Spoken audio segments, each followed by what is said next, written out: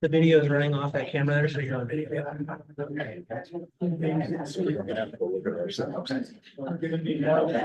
If it's the ball. You just don't get to see it anymore.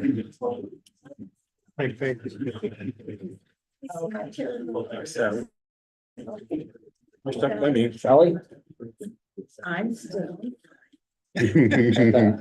Barely. My brother was fine and so. Driver didn't like her. Driver didn't.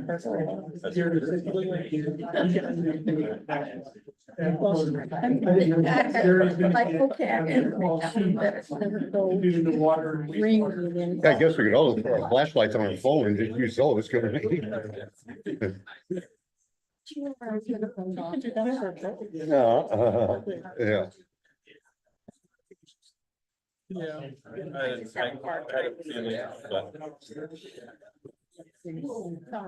Okay, welcome everybody. Time is 6:30. We'll go ahead and open up open public comment. Views expressed by individuals during public comment do not necessarily reflect the views of the city of Fremont, have not been verified for accuracy by the city. As a reminder, city council and staff are not permitted to respond to comments or questions during the public comment period. In accordance with Fremont Municipal Code Section 2-103, public comments will be limited to 3 minutes per person and shall not contain topics included on this evening's agenda. So if you are here and would like to speak in public comment, I've seen we already have folks that have signed up on the sign up sheet. I'm going to set this over here on the table. So if you're new, please come sign in. Yes, we're here at the library, so it's a little different setup. So just please come up here and sit on this chair right here. And please state your name and address, and we'll go ahead and get started. So first I have is Mallory Larson.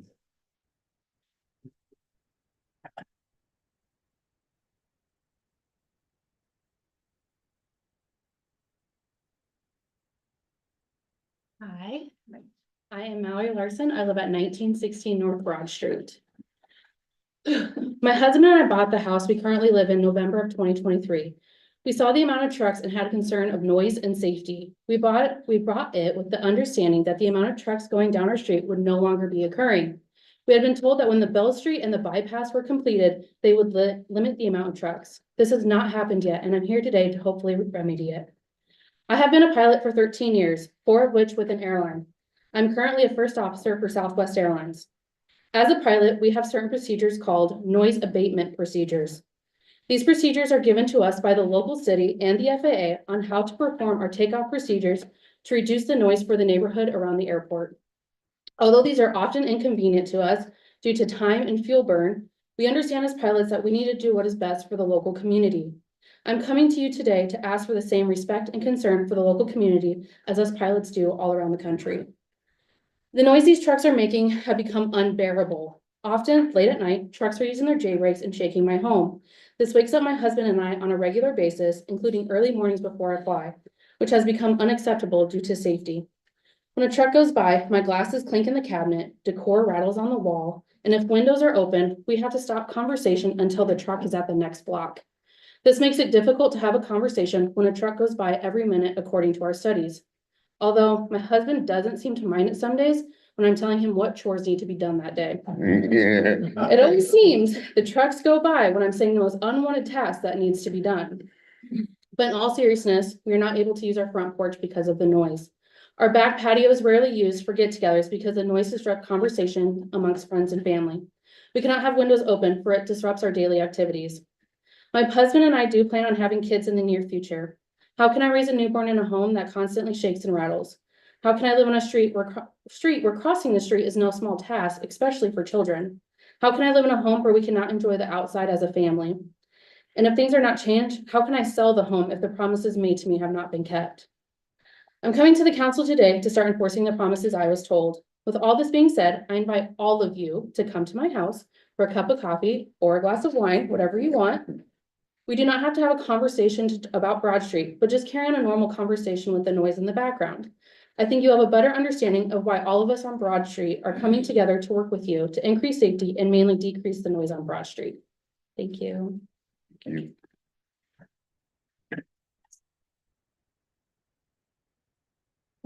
Amy Dunchesky.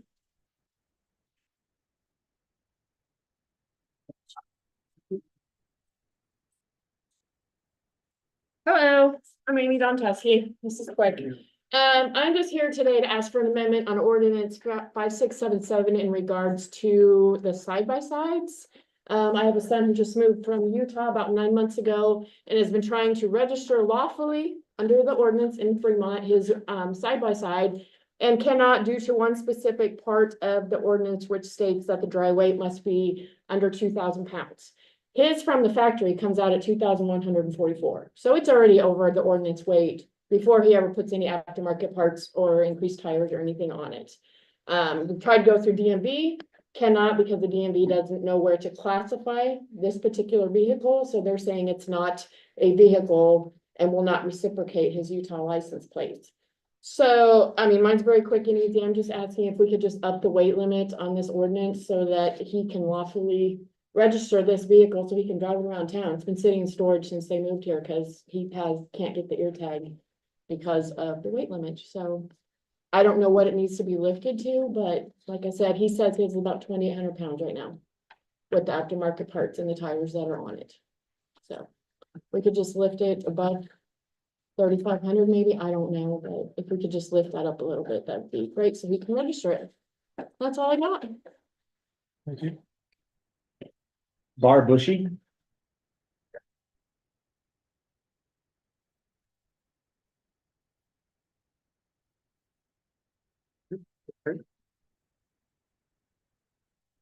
Barb Bushy, 2037 East First.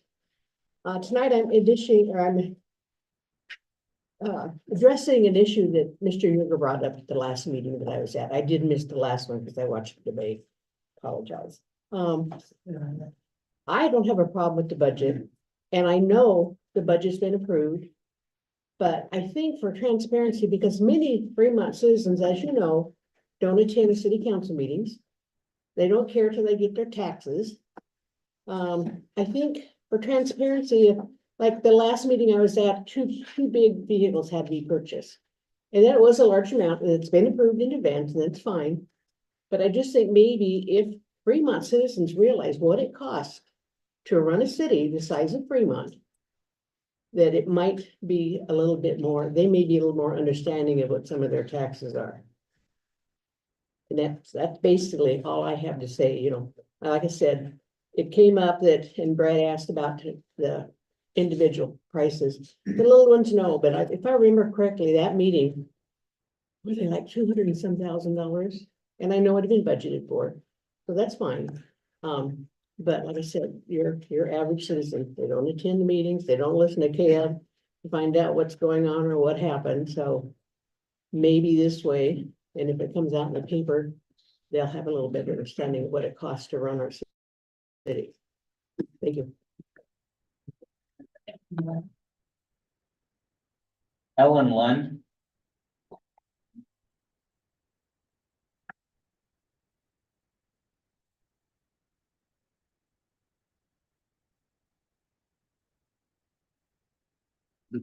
Hello, I'm Ellen Lund, 1929 North Broad Street, so I bet you can guess what the topic is. I'm speaking today concerning the truck traffic on Broad Street and the disruption that it brings to our neighborhood. The constant noise, glass rattling, inability to carry on a conversation, and the danger of trucks refusing to slow down so we can pull into our driveways ranges from annoying to dangerous. I can't tell you the number of times I have driven to 16th Street to turn right because I know the truck following me is too close and will not be able to slow down to allow me to pull into my driveway in the 1900 block without rear-ending me. This is a weekly occurrence. It has been stated to the residents of Broad Street that the city was waiting until Broad Street was resurfaced to reroute the trucks to the southeast bypass. We anxiously await that rerouting and would be thrilled if it happened before the resurfacing occurred. I don't think anyone who doesn't live on Broad Street or the adjoining streets can begin to understand the volume of trucks that pass through by our front doors. Sitting in my home office facing Broad Street, particularly in the morning, a truck every minute is the norm. The disruption to peace and quiet is significant. Just a few weeks ago, a tragic accident happened 1 block north of our home. We were on site shortly after the impact. While the trucker involved did absolutely nothing wrong, we were so grateful that his trailer was not loaded at the time, because as he swerved off Broad Street in an attempt to avoid the impact, he was able to stop before damage to nearby homes occurred. That death was awful, but the tragedy could have been so much worse. I am asking the council to please keep the peace and safety of the residents of Broad Street in mind as you establish requirements for trucks to use bypass options. Thank you very much.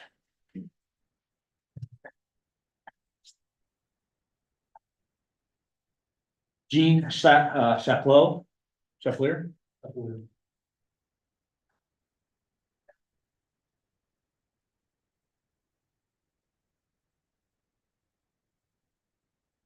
Dean Chapler, 1940 North Broad. It'd be a.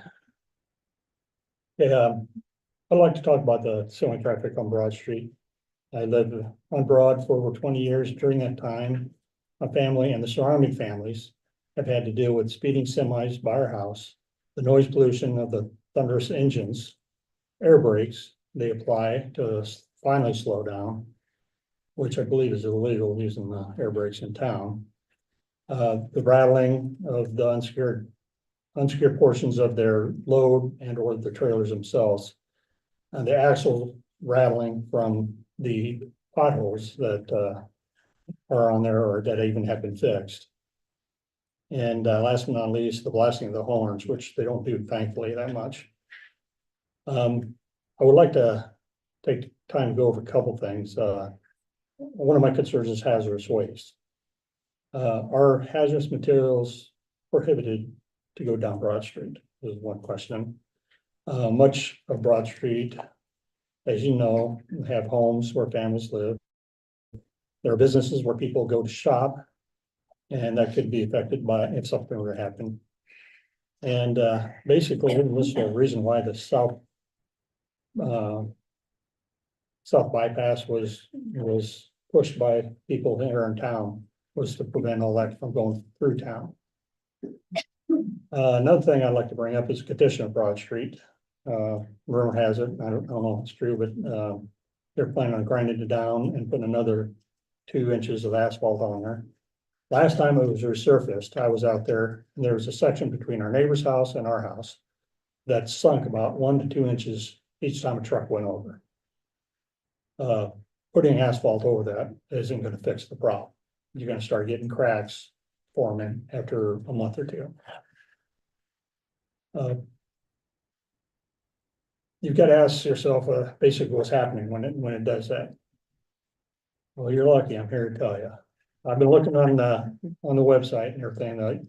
GAO, which is the Government Accountability Office, did a study, and they said about 22% of the semis on the road exceed the state limits for their axles. In Nebraska, a semi can carry up to 95,000 pounds, depending on the number of axles they have. I used to work for Fox and Grain down in South Bell Street. And I remember numerous trucks coming in there, farm trucks, that would come in overweight. They don't have a scale to test it with. In comparison, the average car is 2,000 pounds. In that GAO study, they said that a 5-axle trailer loaded with 80,000 pounds has the same impact on the road as 9,000 cars. Fremont is growing, whether you want to admit it or not. There are more vehicles on the road than what there used to be. I know crossing Broad Street to talk to my neighbors can be dangerous with the amount of traffic on it now. I sat out in front of my house on a Saturday morning a few weeks ago, about 9:33 to 10:33, and counted just the semis that went by. 73 of them passed my house, or roughly 5.8 million pounds, if you want to refer to what I just talked about. I think it's a no-brainer. First, the safety of the people of Fremont, the kids, elderly, or really anyone who is on or tries to cross Broad Street. Secondly, the potential cost savings in road repairs. I can only assume the state of Nebraska is no longer gonna be funding that. And allowing trucks to continue to tear up the roads will only cost Fremont. And lastly, I know that you, as elected officials, have to put safety and financial security at your, for your residents first. Thank you. Thank you. Larry Marvin.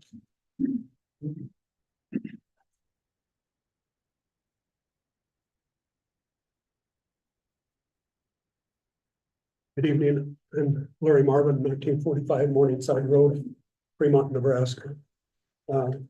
Apartment 124, and I'm here to talk about US flag and their maintenance, okay? When I finished the US Air Force basic training at Lackland Air Force Base in San Antonio, Texas, our commanding general commended us for completing the boot camp. And he also commended each of us, or warned each of us, that if anyone brought a US flag with a gold trim on it onto Lackland Air Base, he would court-martial each person involved in desecrating our flag. I help with the Avenue of Flags, and each flag is red, white, and blue. None have the gold trim. Recently at Vern Gibson's funeral, the pallbearers placed a red, white, and blue flag over Vern's casket before taking it out of St. James Church. So why do you, the city council, expect us citizens to pledge allegiance to a banner trimmed in gold? Should each of you be court-martialed? The downtown flags got ripped and shredded, whipping around. And they get snagged and everything. And on the post, there's a clamp that's possibly for something else. You need to loosen that and slide it about 8 or 10 inches high and tighten it. So when the flag is flipping, it doesn't scratch on there and rip the flag apart and tie it up so it's just wadded up there in a mess. So that's what they do, but that involves WORK, work. Someone has to do that. You loosen that and slide it up about 8 or 10 inches and retighten it. I reported this, but the clamps have not been moved up. Thank you.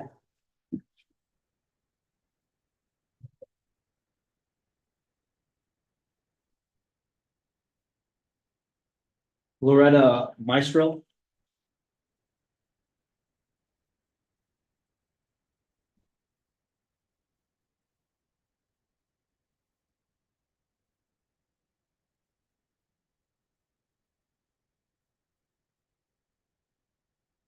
Name of Loretta Maestro, 1315 Broad Street. And of course, I want to talk to you about the crops. I want to remind you that you've all been voted on by your neighbors in your district to protect them. And I want you to go back and explain to them that just because Broad Street is not in their backyard, they don't know anything about it or think they have to care. Well, guess what? It's going to come right out of their pocket. And then they can start caring because the state is almost done with Broad Street. They're going to do one more overlay and then Fremont pays the bill. And that's everybody in Fremont. So everybody's going to pay whether they like it or not. And to help you, I'm going to say, we'll invite your district to come over to Broad Street, bring your lawn chairs any morning or afternoon, sit along the street on our lawns and watch the trucks. Not too close to the curb because trucks aren't really good about following rules. See if you can guess what kind of chemicals they're moving right through the middle of town. Can't talk over the noise and you will be breathing diesel fumes. Experience it just like the people that live in the 96 homes on Broad Street. 96 families are putting up with this. And now everybody's going to pay for it. I just pass it on to your people. Thank you.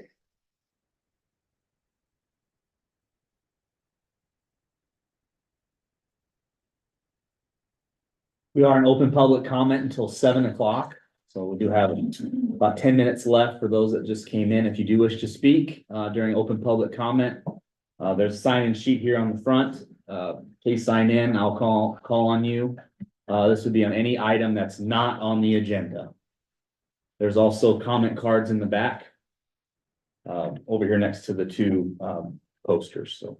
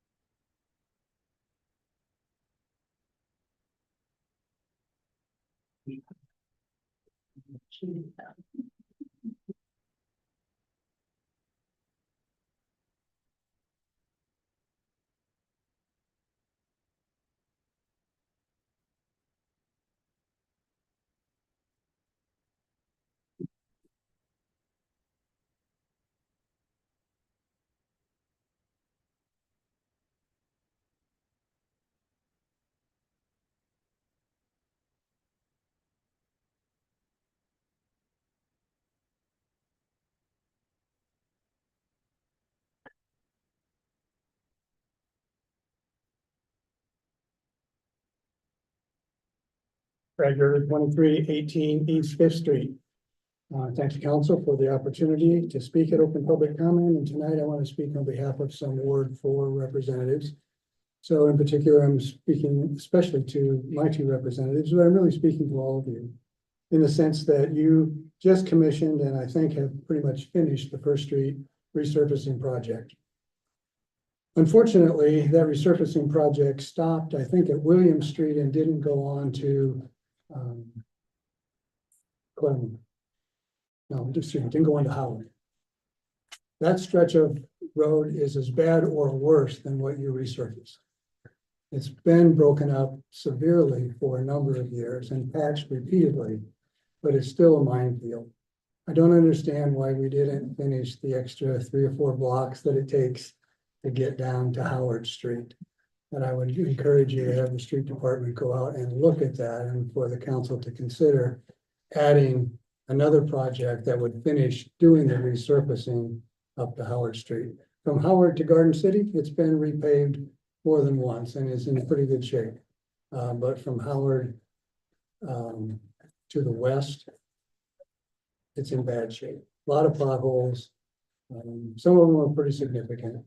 So, like I said, I don't know why, from a project perspective, it didn't cover that in the first place, but it asked for you to take a look at finishing that project so that those residents and the people that traverse on First Street don't have to put up with that either. Thank you.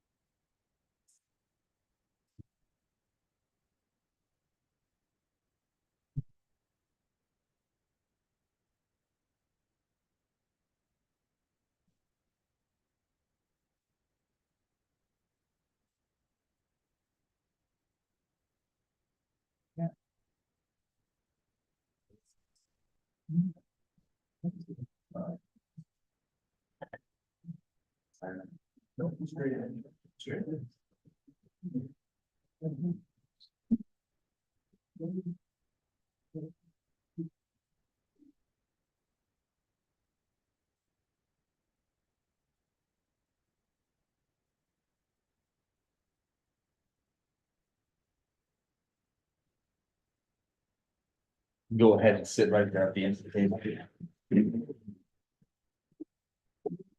Scott Thomas? Yeah. Go ahead. I just start talking. State your name and address, please. My name is Scott Thomas, 2403 Estes Lane, Fremont, Nebraska. Tomorrow, well, not tomorrow, excuse me, on Friday, we'll be having an open forum discussion in the park, in Clemens Park at 9 a.m. for about an hour, 2 hours. Open to anybody that wants to come and discuss the elections, the upcoming elections, the candidates, election integrity, any of those things. And I just wanted to put it out there, just wanted to invite everybody to come up there and discuss. Should we have a problem with code enforcement, we'll move about 2 blocks up the street to private property, but we'll leave somebody behind to direct everybody where to go. All right. Appreciate you. I'm sorry, I just rushed up here. I was out of town. I was in Omaha, so I had to drive real fast to get here. I didn't know nobody's talking. I'm gonna make it. Something to say. There's so much going on right now. I appreciate your time.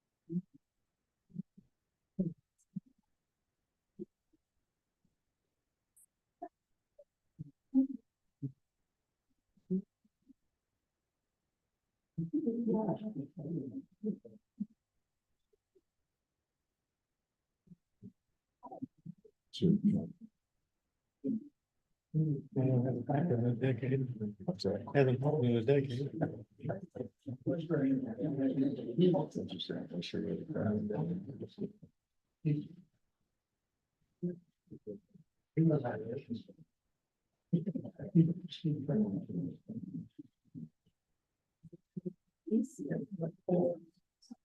are.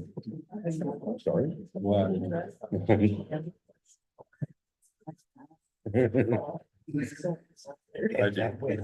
Okay, the time is 7 o'clock. So that concludes open public comment. We'll begin with the pledge of allegiance. I pledge allegiance to the flag of the United States of America and to the republic for which it stands, one nation, under God, indivisible, with liberty and justice for all. I'll go ahead and open up the Community Development Agency meeting and call it to order. Again, the time is 7 o'clock. The Opens Meeting Act is here posted on the wall to my right. This time we'll have roll call. Jenkins, Yes. Warner, Yes. Scanlon, Yes. Lathrop, Yes. Jensen, Yes. Supra. Yep. Von Baron, Yes. Vaughn, Yes. 8 members present, Mayor. Item 1 is resolution 2024-008, approving the amendment to the Morningside Crossing redevelopment project. Thank you, Mayor. Travis Jacob, City Attorney. This was presented by the redeveloper, the Morningside Point redevelopment agreement. They weren't, Morningside Crossing, excuse me. They weren't able to get going as quickly as they anticipated back in 2019. So they're proposing to extend this agreement for 5 years. And you can see the completion dates and the effective dates for the phases that are going to be changed in the amendment. They're optimistic that they'll be having a convenience store break ground within the next year, and that'll really spur development. So they're thinking that timeline will work well for them. Be happy to take any questions. Any questions for legal from the council? Councilman Warner. Sorry. So I know there's been a general statement that there was delays. Are there, do we know any specifics about why the delays have occurred? The inability to get commercial builders on the project site. So then I'm curious what's changed since then. They mentioned 2019 was a much different time. I think they got caught up in what was going on in 2019 and 2020. And they've apparently gotten back on their feet. I think there's a reason the developer reached out now rather than 2 years ago or a year ago. But other than that, I can't speak for the developer. Thank you. Yep. Any additional questions from the council for legal?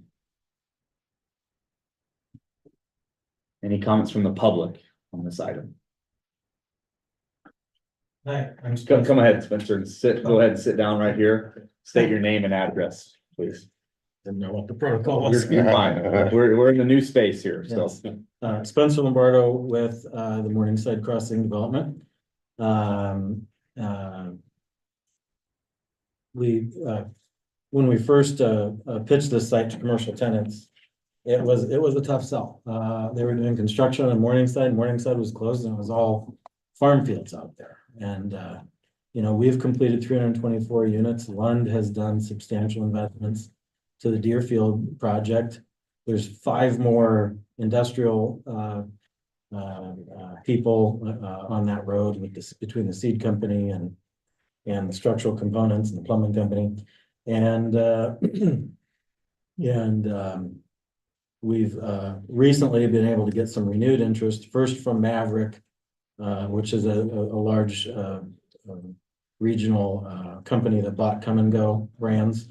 But then there were some issues on the corporate level, which is a long story, but they backed out all their deals in Nebraska, and then Casey's came in and put it right under contract as soon as that was done. So I'm confident that typically when you see a C-store like Casey's come in, you'll start to see it fill in. So we feel like now that we've attracted the national or the regional retailers to do a C-store there, and with all the development that's happened on Morningside, that we are gonna get going. And we have obviously been paying interest and real estate taxes and lawn mowing and everything on this property for for 5 years to keep it, and we haven't given up on it, and so, and we invested a significant amount of money in the infrastructure and utilities and such in that site, and that was the intent of the TIF, and obviously we still have a loan on it with RVR Bank,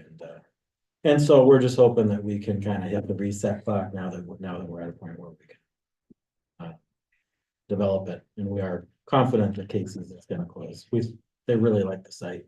They really like the city. They have 2 stores here now. And they're smaller, older stores, and they want to build a brand new store and do their pizza and do everything and have a really nice C-store there, right on the intersection. I think it'll drive sales tax too. You know, it's gonna pull people off of 275, compete with Loves, and probably drive some sales tax too. Are there any questions for the applicant from council? So how certain are you that Casey's is gonna actually follow through? I think they will. Like I said, it was a weird story with Maverick where they just acquired Come and Go, and then the 2 owners, it's privately owned company, got divorced, and it caused a lot of chaos in the company. I think that it's generally seen as a good site, and the fact that Casey snapped it up.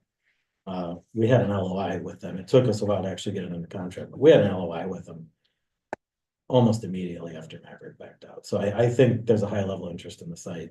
If you could look into the future on this, what do you see as a mix? Do you have an expectation on what do you see coming in for other tenants, other owners?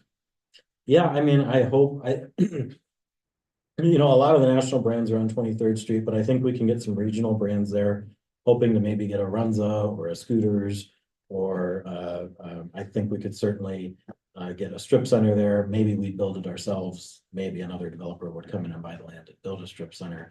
But I do think there's some opportunity there as a commercial corridor, especially considering how full East 23rd Street is. There's really only a couple lots left on East 23rd Street, so.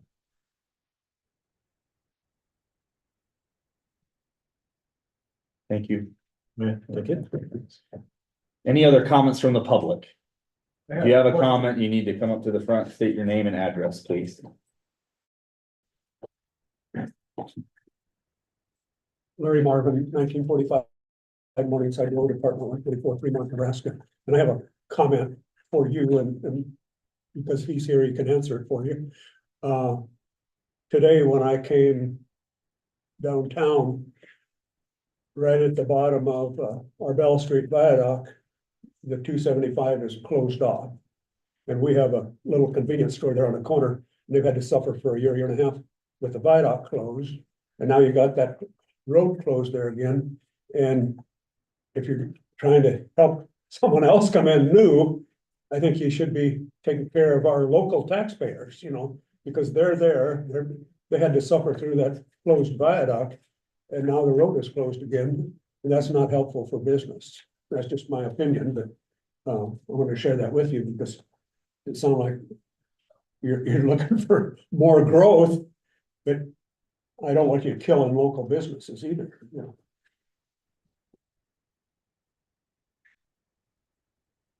Any other comments from the public on this item? Okay, any additional comments from council? Or not, I'd take a motion regarding this item. Councilman Horner. I will make a motion. That we confirm, or I'm sorry, I'm in the wrong spot here. Let me get back up. Resolution 2024-0008 approving the amendment to the Morningside Crossing redevelopment project. Councilman Von Baron. I'll second that. Okay. Horner, Yes. Deacons, Yes. Vaughn, Yes. Von Baron, Yes. Supram, Yes. Jensen, Yes. Lathrop. Yes. Scannum. Yes. Motion carries 8-0, Mayor. I'll take a motion to adjourn the Community Development Agency meeting. Councilman Jensen. I'll make the motion to adjourn. Councilman Horner. Second. Scannum, Yes. Lathrop, Yes. Jensen, Yes. Supram, Yes. Von Baron, Yes. Vaughn, Yes. Deacons, Yes. Horner, Yes. carries 8-0, Mayor. We are adjourned. I'll go ahead and open up the city council regular meeting. The time is 7:09. Again, the Opens Meeting Act is posted on the wall here to my right. We'll have roll call for the city council regular meeting. Ganem, Yes. Lathrop, Yes. Jensen, Yes. Sukram, Yes. Von Baron, Yes. Vaughn, Present. Deacons. Here. Warner, Here. 8 council members are present, Mayor. Okay, next is mayor's comments. Tonight, I have a couple of items. First, we want to recognize our service awards for September. And we have 3 specifically tonight. First is Steve Kanasic, 10 years of service. Steve started with the city of Fremont in 2014 as a building inspector 1. He was promoted to his current position as a building inspector 2 in 2017. Scott Seelhoff, 10 years of service. Scott started with the Department of Utilities in 2014 as a wastewater plant operator. And in 2015, Scott transitioned to the position of wastewater lab technician. He received a promotion in 2018 to wastewater supervisor. And most recently in 2021, Scott was promoted to his current position as the assistant wastewater treatment plant superintendent.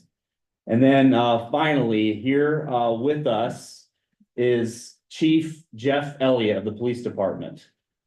Chief, this is 35 years of service with the city.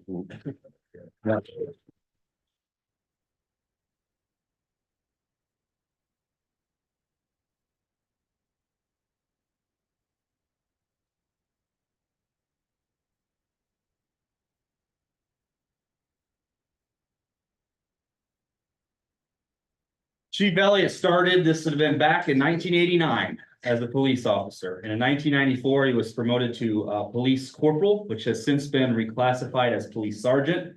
He was then promoted to lieutenant in 1998. And in 2009, Jeff was promoted to deputy police chief.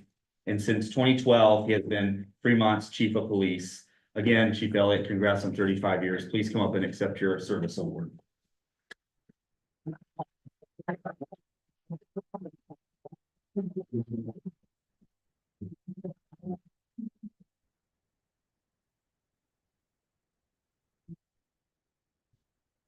All right, and Chief, you want to stick around here? I do have a proclamation. You're not quite done yet. So for the month of September, I have a proclamation here to proclaim Domestic Violence Awareness Month. And so I would just like to read this proclamation. So whereas domestic violence impacts countless people without regard to age, race, religion, sexuality, or economic status, and victims suffer at the hands of a spouse or partner, and it affects their children, families, and entire communities. And whereas the crime of domestic violence violates an individual's privacy, dignity, security, and humanity due to a systemic use of physical, emotional, sexual, psychological, and economic control. And whereas the citizens of Fremont should be able to live in peace, tranquility, and security.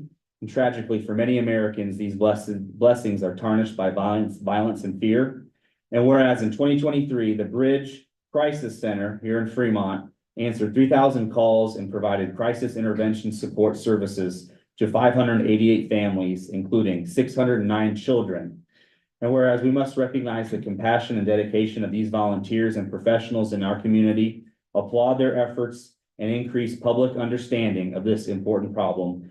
And whereas through this proclamation, the city of Fremont pledges to ensure that victims and survivors of domestic violence know that they are not alone, that our community is here to help them as they courageously move forward. I therefore, Joey Spellerberg, Mayor of the City of Fremont, Nebraska, do hereby proclaim the month of October 2024 as the Domestic Violence Awareness Month. And on behalf of the Bridge Crisis Center, we have Chief Elliott here to accept this proclamation. So Chief, come on up and accept this.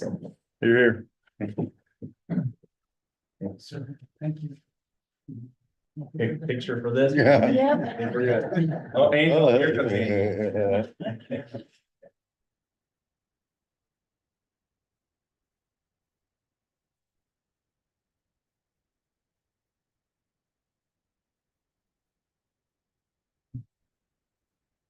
Right, that concludes my comments, and we'll move on to item 1 on the agenda is a motion to adopt the current agenda for the September 24th, 2024 regular meeting.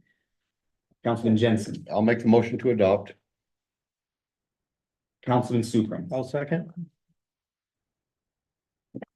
Lathrop, Yes. Ganem, Yes. Warner, Yes. Jenkins, Yes. Vaughn, Yes. Von Baron, Yes. Supram, Yes. Jensen, Yes. motion carries 8-0, Mayor. All right, now moving on to appointments. Item 2 is to move to confirm the appointment of Jennifer Burkhofer as Deputy Police Chief per mayor recommendation.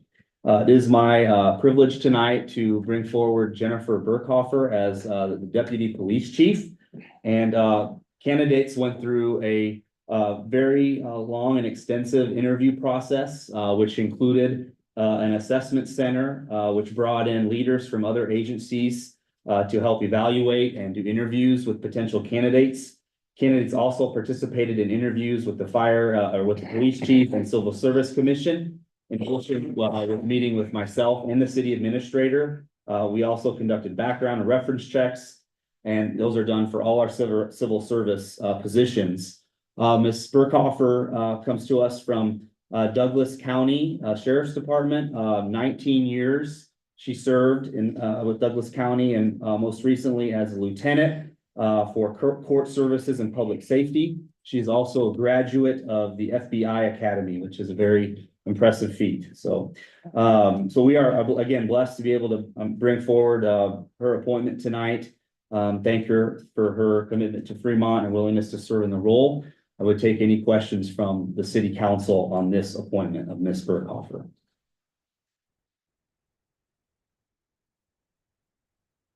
Councilman Von Baron. I don't really have any questions. I have no objection to the nomination, certainly. Over the last couple of months, I have had a couple of calls from officers within Fremont. And the question is simply I guess the process. The basic question is there a path for us eventually? It's my understanding, and I can certainly be corrected on this, but if I'm understanding correctly, that we have promoted lieutenants and captains into this position. I believe we've even promoted a couple of sergeants into position.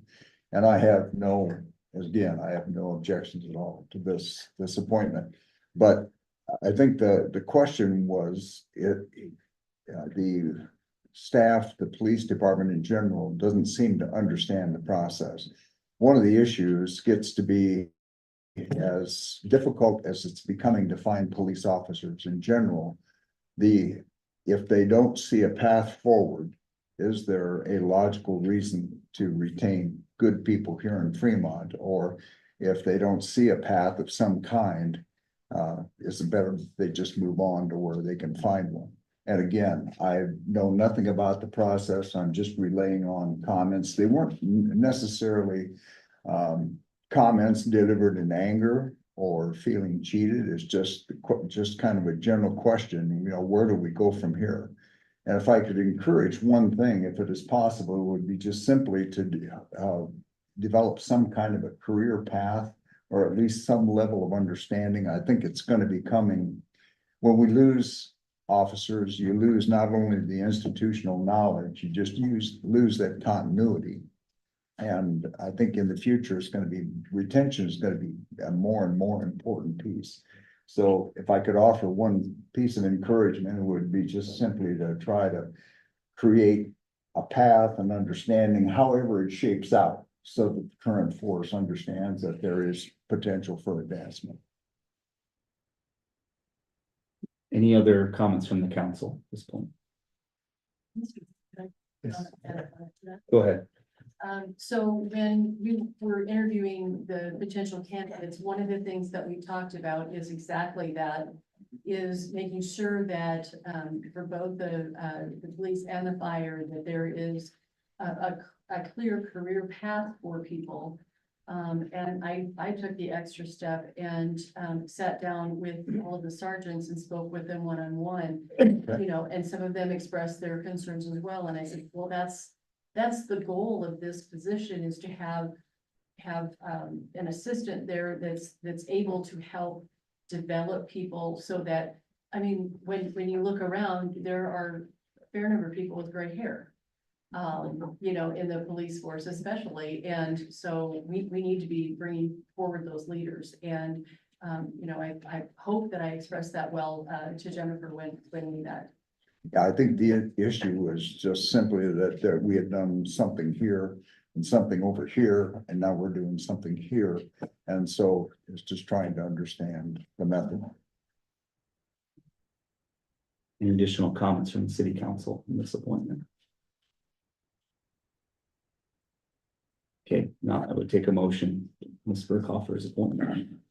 Councilman Sukram, I'll make that motion. Councilman Horner, I'll second.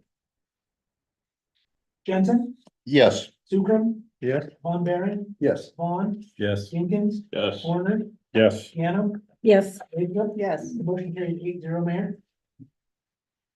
congratulations and welcome to the police department.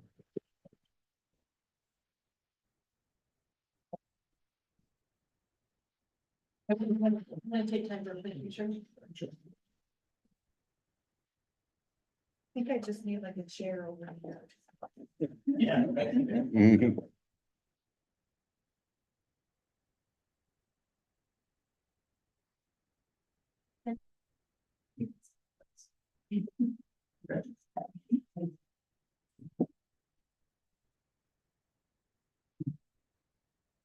Now moving on to item 3 is the move to confirm the appointment of Adam Parsons as Assistant Fire Chief per the mayor recommendation.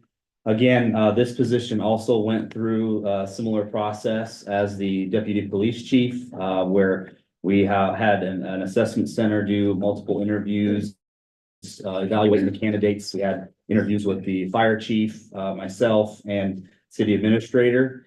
And again, it's my privilege tonight to bring Adam Parsons. Adam has served in his current role as a captain in the North Platte Fire Department for 14 years. He was involved with the multiple stations that are in North Platte, and as we move to an additional station, he'll be able to provide a lot of good information and leadership. He also has emergency manager training, which will also be part of this position moving forward, and will be really involved with training the many new firefighters that we have in our fire department as we continue to get more and more. Like we'll have 2 more here in the next item to bring on. So again, I'm very excited to be able to bring Mr. Parsons in this role. And I would take any additional questions from the city council. Councilman Jensen. I'll just ask the same questions of Jody that were asked for the last, were conversations had with fire staff within in the same vein as what you had with police staff as far as moving forward? Actually, I had not, to be honest, I had not talked to the captains in the same way.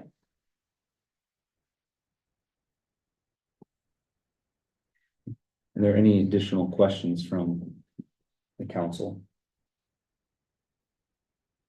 on Mr. Parsons' appointment? If not, I would take a motion.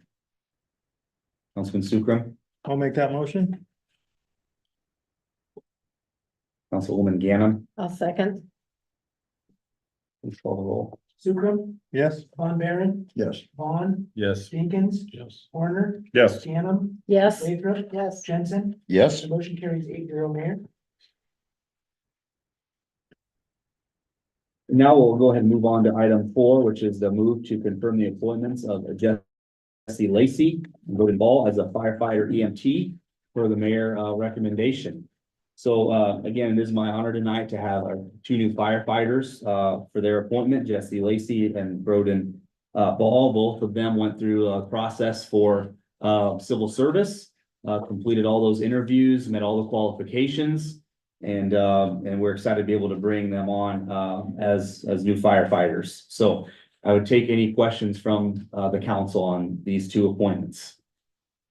If there are none, I would take a motion to approve the appointments of Jesse Lacy and Broden Ball. Councilman Jensen, I will make those recommendations. Councilwoman Lathrop. Second. Von Baron, Yes. Vaughn, Yes. Jenkins. Yes. Horner, Yes. Ganem, Yes. Lathrup. Yes. Jensen, Yes. Sukram. Yes. The motion carries 8-0, Mayor. All right, we have both Jesse and Broden here. Let's welcome them to the fire.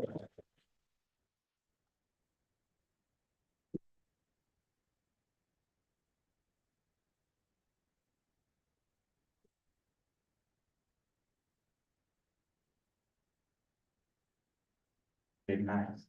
Yeah.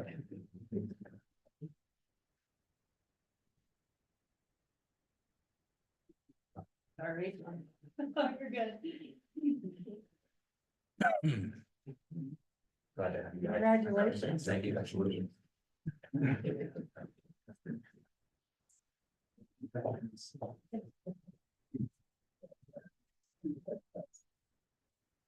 Just congratulations to all these appointees on public safety. I'll just say a lot of work is done on the back end in HR and the Civil Service Commission, the interview process to get to this point today. So just want to appreciate all the work that was done and congratulate all the appointments tonight. We'll go ahead and move on to the consent agenda. All items in the consent agenda are considered to be routine by the city council, will be enacted by one motion. There will be no separate discussion of these items unless a council member or a citizen so requests, in which event the item will be removed from the consent agenda and considered separately. Are there any items to be removed from the consent agenda by council or staff? Item number 12, please. Councilman Gannon. Yeah. Okay. Oh. Go ahead. Item number 11. Okay. Any from staff? Any items from the public to be removed? Seeing no other items, I would take a motion to approve the consent agenda items 5 through 10, 13 and 14. Councilman Jensen. I'll make that motion. Councilman Sukram. I'll second. Vaughn, Yes. Jenkins, Yes. Warner, Yes. Ganem, Yes. Landrup. Yes. Jensen. Yes. Sukram, Yes. Von Baron. Yes. Motion carried 8-0, Mayor. Well, item 11 would be to receive the Keep Fremont Beautiful annual report. So we'll have Casey Vaughn give our report. Hello, Casey Vaughn, Executive Director at Keep Fremont Beautiful. And Sally had asked and said that she was going to pull the report tonight because she wanted me to just kind of highlight some of the work that we have done over the last year. She sits on our advisory board as a council member. And this report covers September of 2023 through August of 2024. So last year we did host a scrap tire collection event in November for the first time, and I believe it was 3 years, and collected about 365 tons of tires in 5 hours. We also hosted a household hazardous waste collection for all of Dodge County and collected 8,485 pounds of hazardous waste. And this year we have partnered with Pinnacle Bank to do a paper shred and collected over 15,000 pounds of paper. And most recently had our metal and electronics recycling and collected 5,580 pounds of metal, 2 box trucks and 2 dump trucks of electronics that are still being counted. So we have definitely seen a lot of increased participation at our events, and our educational programs are continuing to instill environmental stewardism in our youth, and we are expanding those as well into after-school programs, clubs, and summer school. And we just are very thrilled to be partners with the city, and thank you very much for investing in the education and recycling opportunities that keep our city clean and green. Councilman Gannon, do you have any additional comments or? Not additional. I've been Okay. participating, and we do a litter assessment, matter of fact, of our city. And it turns out pretty well, and we've been recognized by some state and national organizations for our efforts, matter of fact. And I think that's a nice highlight, and certainly wanted to share that with community, because it's always good to hear the good things that go on as well too. And the educational portion is very important to raise our youth to appreciate what it is we have and to take care of our environment and certainly be good stewards. Absolutely. As Sally said, we will have President's Circle recognition, which is the highest honor with Keep America Beautiful, following our litter index this year, which is participating in. And we have been a continuous gold level affiliate with Keep Nebraska Beautiful. So those are some of the highest honors with our state and national affiliates. Is there any other questions or comments from the council on this item? Okay, thank you. very Thank much. you.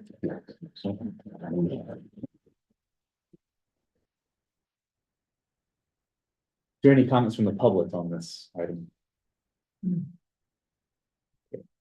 If there's no other comments, from the council, I would just take a motion to receive the annual report from Keep Fremont Beautiful. Councilwoman Ganem, I move we receive Keep Fremont Beautiful annual report. Councilwoman Lathrop, Second. Von Baron, Yes. Vaughn, Yes. Jenkins, Yes. Corner, Yes. Ganem, Yes. Lathrop, Yes. Jensen, Yes. Supra. Yes. Motion carries 8-0, Mayor.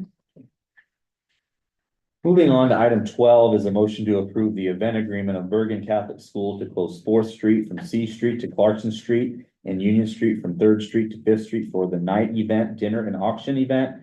Parking, on November 22nd, 2024, from 5 PM to midnight. Tyler, are you doing this Yep. report? Thank you, Mayor and Council. This item is pretty well explained in the comments. They did receive, just some inquiry regarding the midnight ending time. We had discussed 11. Just wanted to be clear that this item is for parking in those street areas and not really any kind of events going on in that area. Now, event also is, kind of wraps up around 10:30 or 11, but it takes a little bit of time, and so I'm understanding that's why they're wanting that additional amount of time. So I'd be happy to try to answer any questions you may have. Councilman Warner. Yeah, thank you, Mayor. I pulled this one only for one reason, and that is because we keep getting events coming to us for a variance on the ending time. So did we as a group clearly get that ending time wrong? Or do we need to take another approach here? I have no problem with this particular event, especially after talking to Tyler. And this isn't an outdoor event. It's just simply they need this for valet parking. It makes sense. But my concern is that we are being asked each time there's an event for us to now grant this variance. And it seems there needs to be a conversation amongst us 8 about what we want to do about that ending time. Either that, or we need to somehow get the message out that the ending time is 11 o'clock and we need to kind of stick to that. So I have no problem with this at all. I just think that we're going to continue to see these. They're going to come. And if we're just going to approve every one of them, because quite frankly, I'm not going to get into the habit of trying to pick who I'm going to approve and who I'm not. Because I think that never works out very well. So I think we just need to have a level playing field here. Let's figure out the time. Again, I have no problem with this one, but I do think we need to talk more about our ending time because we're seeing more and more of these, and I think we'll continue to see them. That's all I had. Councilman Von Baron. Yeah, I had the same concerns. I looked at it, and I think the dividing line for me is the fact that this is an indoor. I didn't understand initially that this is an indoor event, and they're only asking for the streets for parking. So I agree. And my only dividing line would be that the 11 should be hard and fast, certainly on outdoor events. This one, I can wobble because it's an indoor event. And I personally don't have a great problem with it, but I agree that we need to have fairly firm guidelines, especially on outdoor events. Councilman Jensen. I'll just concur with pretty much everything that's been said. We need to stop granting variances for maybe a little later.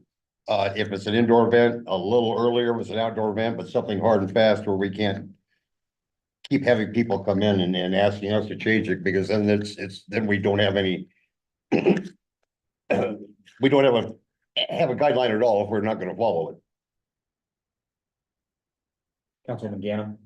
Yes, we brought this up in previous meetings as well, too. We just need to get together and get our own act and have it one way or the other, because we shouldn't have to, there shouldn't even be a question that can I have? It shouldn't be an option you can bring You forward. shouldn't even have to come and ask us.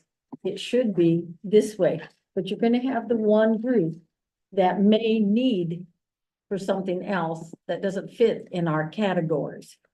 So we have to take a look at that, and I agree with that. We need to go back and examine that. Okay, I'll come back. Is there anybody from the public to speak on this item? Okay, Come back to Councilman Warner. The only last thing I wanted to say, Mayor, is that, we're gonna continue, this is a good thing. We're having events and this is a good thing. And I don't want to be someone who's gonna try to discourage that. I had a conversation with Tyler about it. He explained this one. I had a quick conversation with Angie just casually when we were waiting to get started here. The amphitheater is gonna come sooner or later, and that's gonna be a good thing, and we're gonna have events. And I just think we need to, as a group, maybe do a better job of anticipating future needs and future desires and make sure that we get it right so that it can be something that's very easy, very efficient, and doesn't always have to come before us for an variance. And with that said, if there's no other comment, I would make a motion that we approve item number 12. Councilman Jensen. I'll second that. Vaughn, Yes. Dinkins, Yes. Horner, Yes. Gannon, Yes. Lathrop, Yes. Jensen, Yes. Sukram, Yes. Von Baron. Yes. The motion carries 8-0, Mayor. Okay, now moving on to unfinished business. Item 15 is ordinance 5694, annexation of property at the southwest corner of South Downing Street and the Highway 77 bypass. This is final reading. And we'll have Jennifer Dam with our report.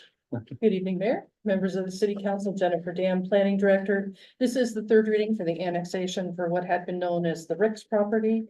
It'll be incorporated ultimately as a part of the Hills Farm Lake development.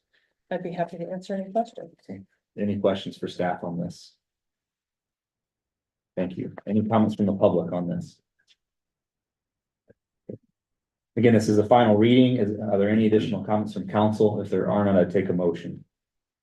Councilman Sukram. If there's no other comments, I'll make a motion on ordinance 5694. Councilman Dinkins. Second.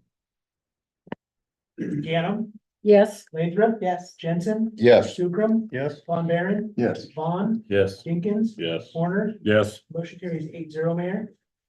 Now have final reading. Ordinance to the city of Fremont, Nebraska, annexing by voluntary petition property located in the northwest quarter of section 36 and the southwest quarter of section 25, all in the township 17 north range 8 east of the 6 p.m. Dodge County, Nebraska, and generally located at the southwest corner of Highway 77 South Bypass and the Downing Street, extending the corporate limits to include said real estate, providing for repeal of ordinances conflict with, providing for some ability by the effect. Please call a final roll for the vote. Dinkins, Yes. Horner, Yes. Gannon, Yes. Lathrop. Yes. Jensen. Yes. Sukram. Yes. Von Baron. Yes. Vaughn. Yes. Ordinance is approved 8-0, Mayor. Moving on to item 16 is ordinance 5693, repealing the water rate ordinance number 5412 and adopting new water rates. This is the second reading, and there's a request to suspend rules and move to final reading. We'll have a report from Jeff Shanahan, our utility general manager. Mayor, City Council, this is the same request that we had last time as amended at the last meeting for the 3/4 inch water line for outside service. Between last meeting and now, I did reach out to the rate consultant and talk to him about whether there was any merits to moving things around, and he's committed that 15% is what we need per year. We have different, each utility is its own fund. We can't always rely on or lean on one utility fund to support the other ones. They have to be able to support themselves because not all electric customers are water customers. So the water customer fund has to pay for itself. So with the projects we have going on, it's unfortunate that we haven't done a rate increase since 2018. Like I mentioned before, that's not going to happen again. But this is where we're at today. And, we've got projects going on, we have increased costs, and we're requesting that we can get this increase in. Any additional comments for Mayor, this? Jeff, don't we get amended at this meeting to add the 3/4? I thought we did it at the last meeting. We approved it as amended for the first reading. Oh, okay. I thought that's how I took it at the last meeting. Yeah. Okay. Any additional comments or questions from council? Could we, just get some clarification so we know exactly what we're voting on? Yes, yep. So we're voting on the second reading, as amended from the first reading to add in there was just a slight change to add in the 3/4 inch main or 3/4 inch service for Service. outside city there, connections. yes, So we had the first reading without that. Oh, we did. okay. So I think you Okay. need to amend it to add that in I'm sorry. for this. reading. Okay. Yeah. I'm sorry. So we would need an amendment to add in that change. Then we would move on to the second reading, if that's clear. Okay. But right now, are there any questions or comments on just the ordinance for Councilman Jensen? Did you? I was just gonna make the amendment. Okay. Okay, I don't see any, so you can go ahead and make the amendment. I'll make the amendment as recommended by staff. Is there a second on the amendment? Councilman Dinkins? Second. Okay, on the amendment, Lathrop, Yes. Jensen, Yes. Sukram, Yes. Von Baron, Yes. Vaughn, Yes. Dinkins, Yes. Horner, Yes. Hannah. Yes. The amendment is approved 8-0, Mayor. is there anybody here from the public that wants to speak on this item? We do have one. Quick question. Please come up to the front, yeah.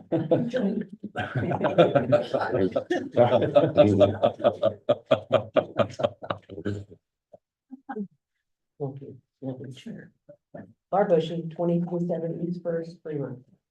The water rate's going up. Will the sewer rates go up also? We can ask that to him if you have any more comments. No, oh, I'm sorry. Yeah. No, that was my only Okay. comment was, I'm concerned the sewer rates might go up. How's that? That better way to put it? You know? Can he? He can't answer directly from the public, Oh, so I'm sorry. if you have any other comments, and then We'll pass it Yeah, along. It's not good news. All right.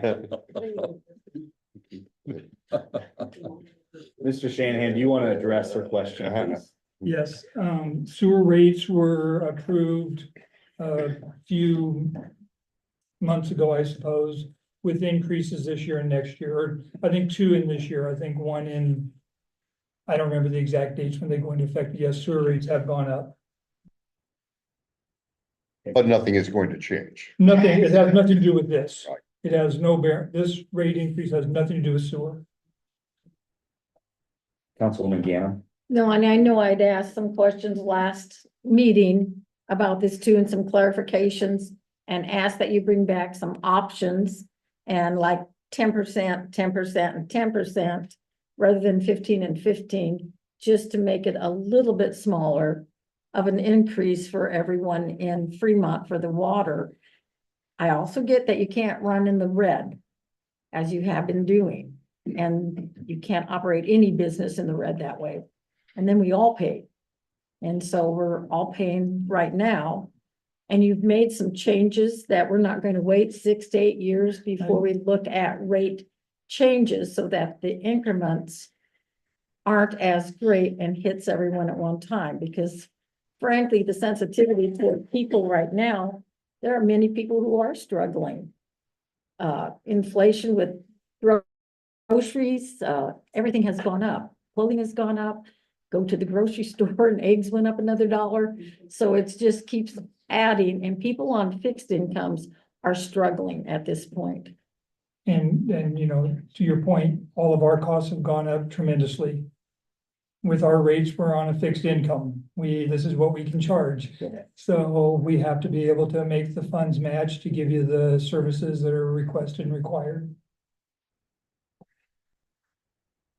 Doesn't make it easy. No, understood. It doesn't make it easy. I agree with you on that. Councilman Horner?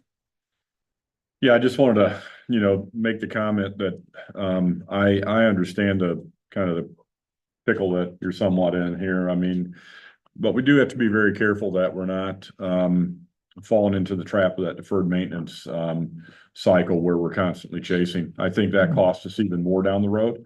I think that cost us in quality of service. I think that cost us in,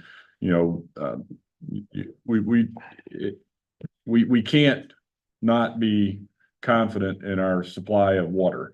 And, we've got to be very, very careful that we're not, you know, playing around with that. And so, I appreciate the position you're in and having to make the tough choice. So that's all I had to say. Councilman Jensen? Yes, I would appreciate the position you're in too, and that I have seen smaller communities with smaller services.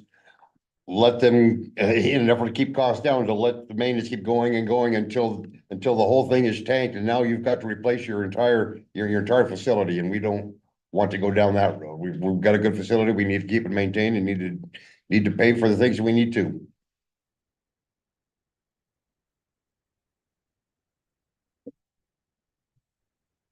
Thank you. Are there any additional comments from the public?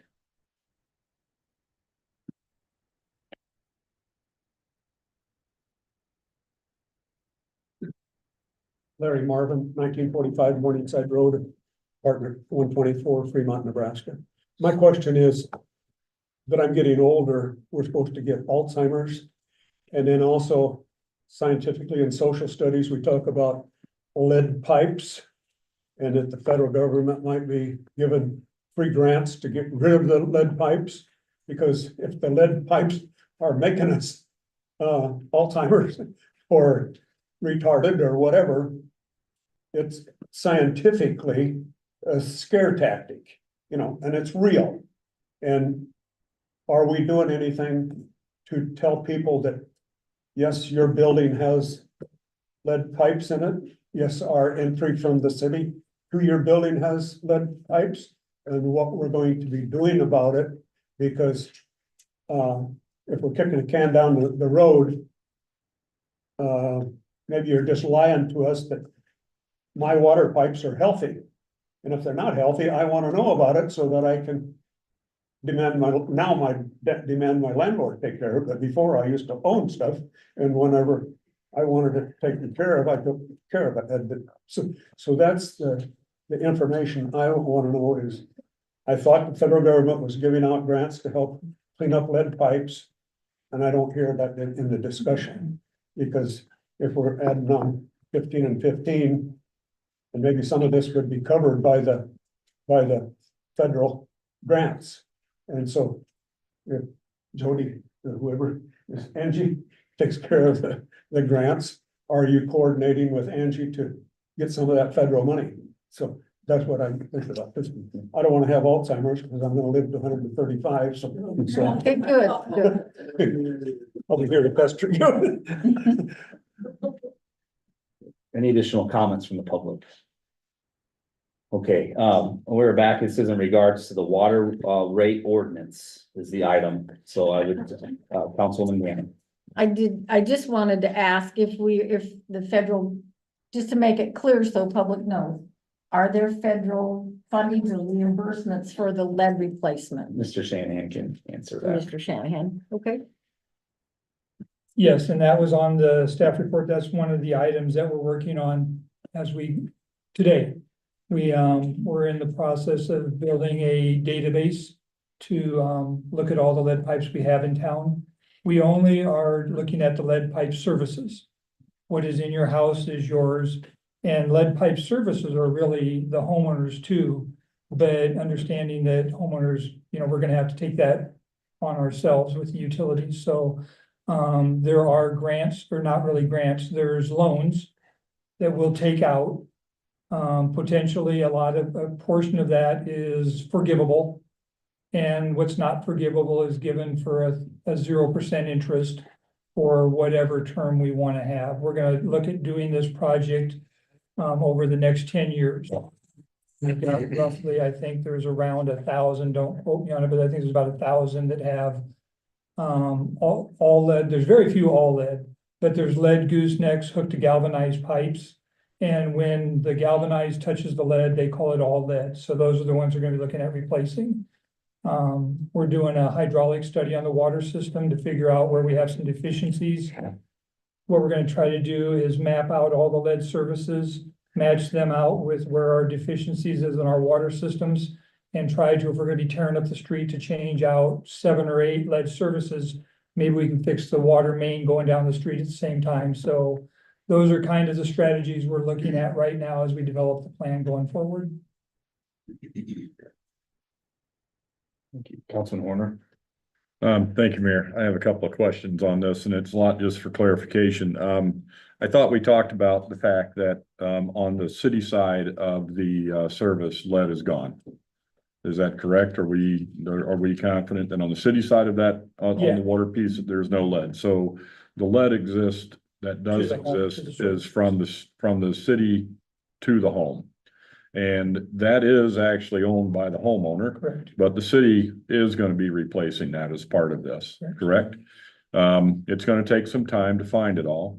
The clarification here that I think is important for people is that what is inside an individual home can't really be known by the city. Correct. At one time, it could have had lead, and someone could have had a plumber come in and replace that lead pipe with poly or with something else, and there's really no way for the city to know that. So from once this is done, from your wall in where the city stops, because you're gonna replace from the street to the wall, basically, correct? We're gonna replace from the street. To the Correct, to the meter. meter, I'm sorry, to the Yep. meter. So from the house side, from that meter on into the house, the city will not be doing anything on that. That will be the individual homeowner's Correct. responsibility. Correct. Because it's quite honestly, the city couldn't know, and that's private property anyway, so the city shouldn't. And we're gonna have to, we've got some documents drafted that we're running through legal at this point, because we're gonna have to get we're gonna have to reach out to the homeowners and get permission to change their service, because we don't own that either.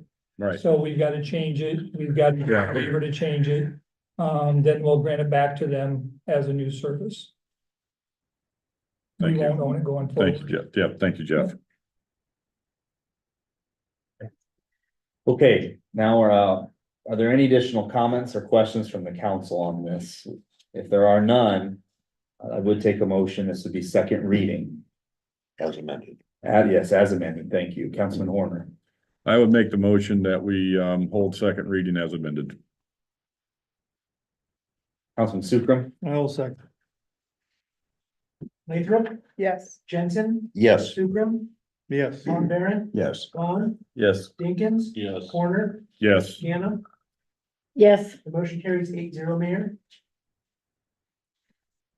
That's second reading. An ordinance of the city of Fremont, Nebraska, establishing rates and minimum charges for water consumed by customers and charges for services rendered by the municipal water system, providing when the rates, minimum charges, and charges are effective, repealing ordinance number 5412 and all other ordinances and parts of ordinances in conflict with this ordinance, providing when this ordinance shall be in full force and effect on second reading.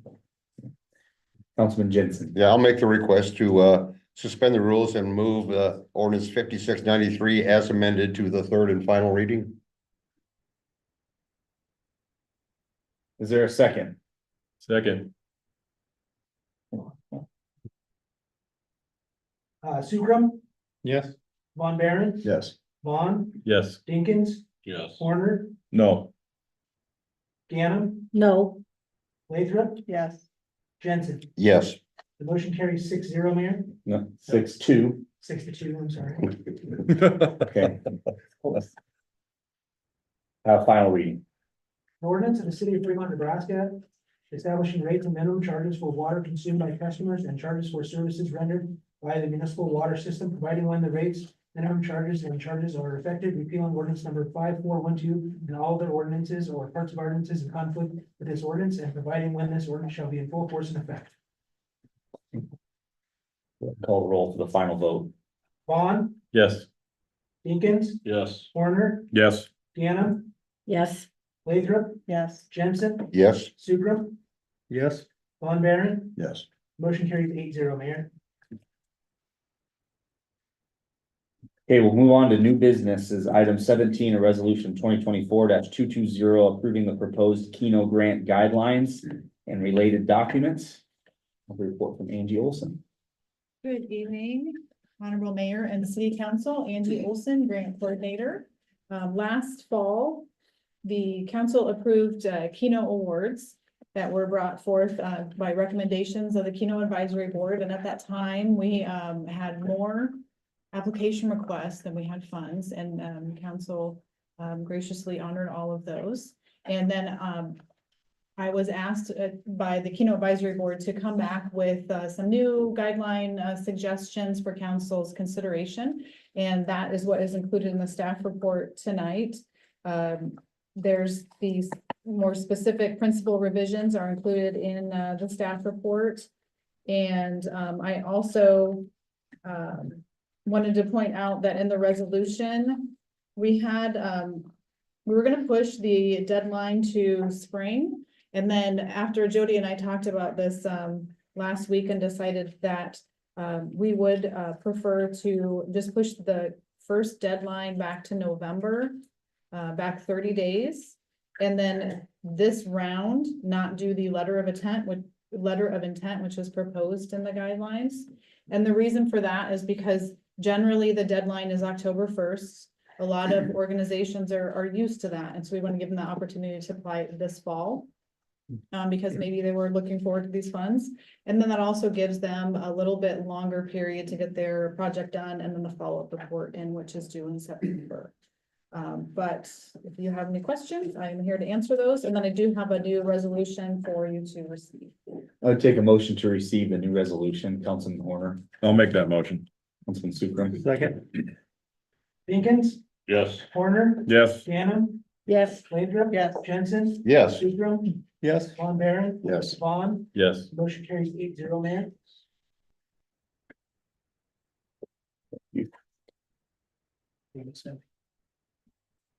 I think you have enough copies.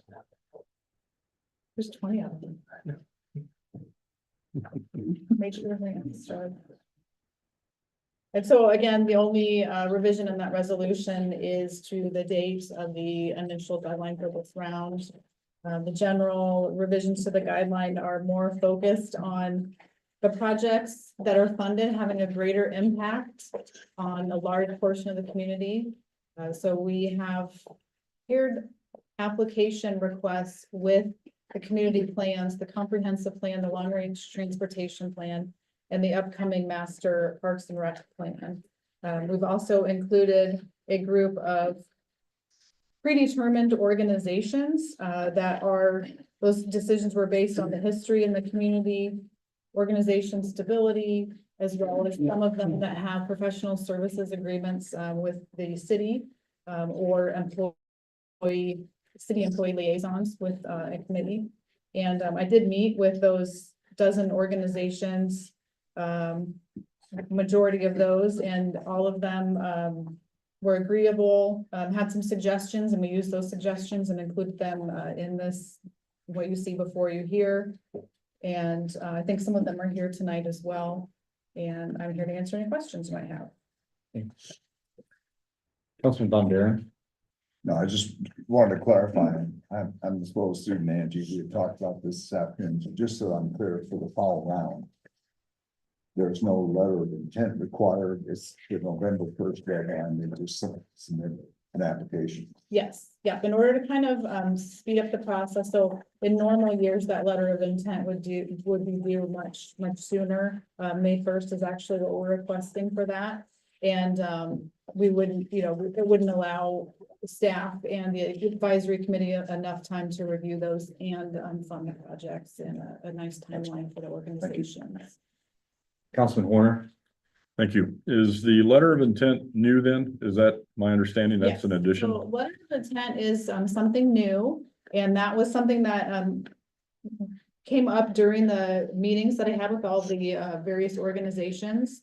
And the idea of that was when we're asking them to pair with the comprehensive plan or the community plans now, we want to make sure that they're eligible, their project's eligible before they spend the time working through the application. So through the letter of intent, it'll do a couple of things. It will allow us to maybe ask someone to reconsider something that is not eligible. It will also allow us, by receiving those around May, to budget accordingly as well. Okay, thank you.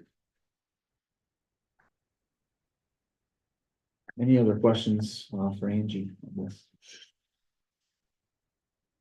And we've added a lot of city services on the list that could qualify for grants, like the transit program. And so we're kind of changing the reason or the grant opportunities a bit, so they can still apply, some of them that have received in the past. So 501c3s are, so there's that two different grants, and I'll walk through those, because it's a lot of information. We have the 25% match grant, Right. and that's that dozen of predetermined organizations. I see that. That will be capped at $10,000 and require a 25% match. And then the challenge project grant is open to all 501c3s. We still ask that it aligns with one of the community plans. And then that requires the 50% match, and there's no cap on that. Okay,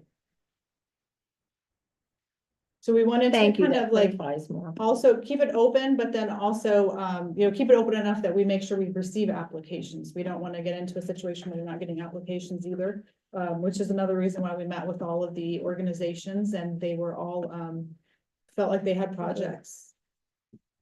Thank you. Yeah. Are there any comments from the public on this item?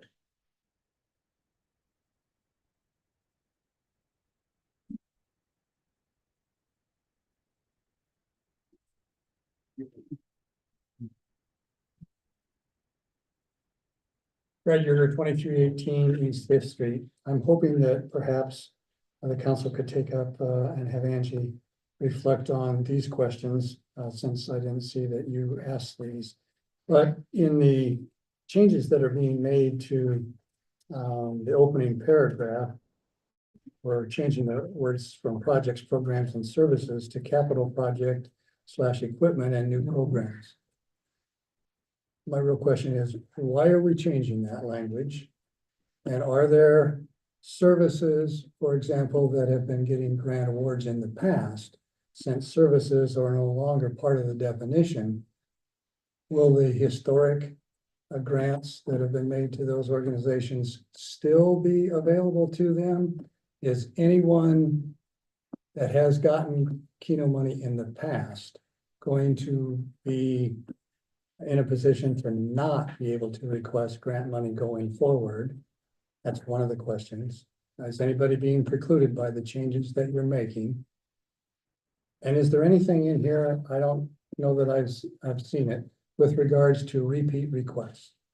That is, how often can you come for grant awards? Every time there's an opportunity, whether there's funds available once or twice a year, every year. Those issues have been brought up in the past at council meetings with regards to how often can you receive funds.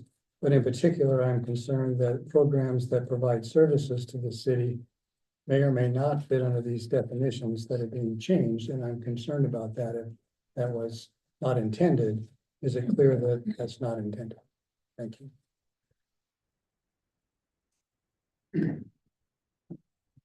Any additional comments from the public on this?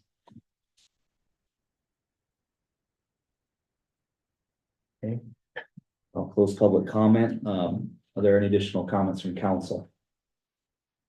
Councilwoman Gannon. No, I guess that's what I was going after, a little bit of some clarification on some of the organizations that historically received grants, that they can still apply if they're 501(c)(3)s.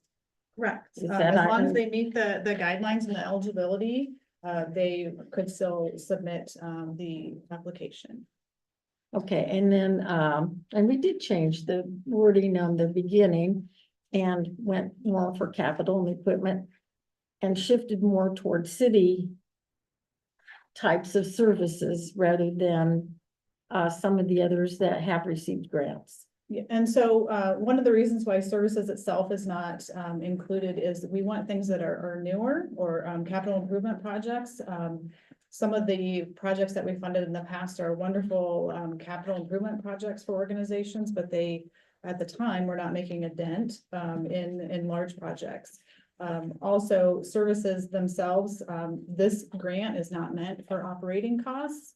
And so if it's a new program, that's something that will be considered by the advisory board and then, make a recommendation to council. But we want to see things new and that are in line with the community plans, instead of funding operating expenses for organizations. Councilman Horner. I believe Councilman Von Baron had his light on Oh. already. Okay. I just want Sorry. to follow up on the second question. What about repeated requests? Is there any consideration being given to organizations that have been funded repeatedly in the past versus a new applicant? Does that? So it's Or is that something right? that is discussed with the Keno Advisory Committee. But we did make a change here so in the past, that has actually been something that they've kind of been graded on a little bit. Again, it's hard for this group to pick winners and losers too. But we took that out because someone may have maybe a new applicant and then be up against someone who's received several grant awards, but the new applicant might not really be making a very large impact, whereas this other one who's received a couple awards might be making a huge impact. So it's kind of hard to say that we're going to give priority to new applicants. So with yeah, this. so the basis is not seniority or past history. It's just simply based on impact. Right. Thank you. And I just want to be clear, I mean, part of the Keno, when you go play Keno, part of that money goes in, again, to the city. 50,000 of it is budgeted for this purpose, for awarding, for community betterment purposes. The rest is going to basically property tax relief, helping take the load off, of our budget.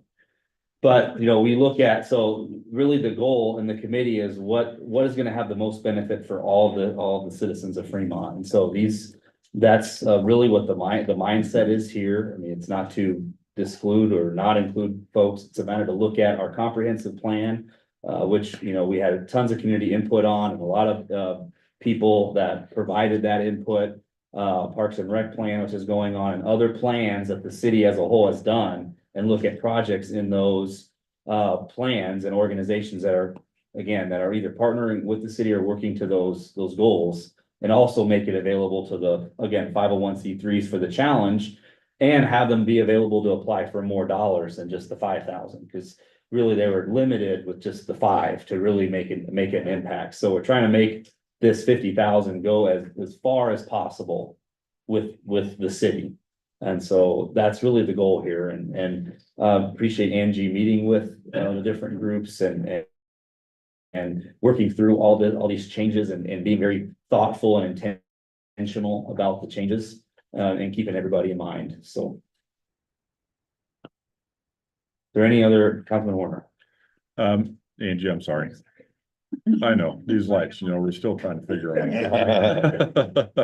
out. So I just wanted for clarification, and you piqued my interest when you said something about the change in that wording.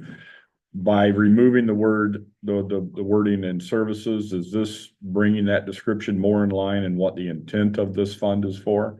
Is that kind of what I was to understand then? Well, community betterment is the intent of the fund itself. Right, So that so would be many different ways. That could but be in the almost way that- anything. In the way that we're using it here with these guidelines and the community plans, yes. Okay, Yeah. all right, thanks. Are there any other comments from the council?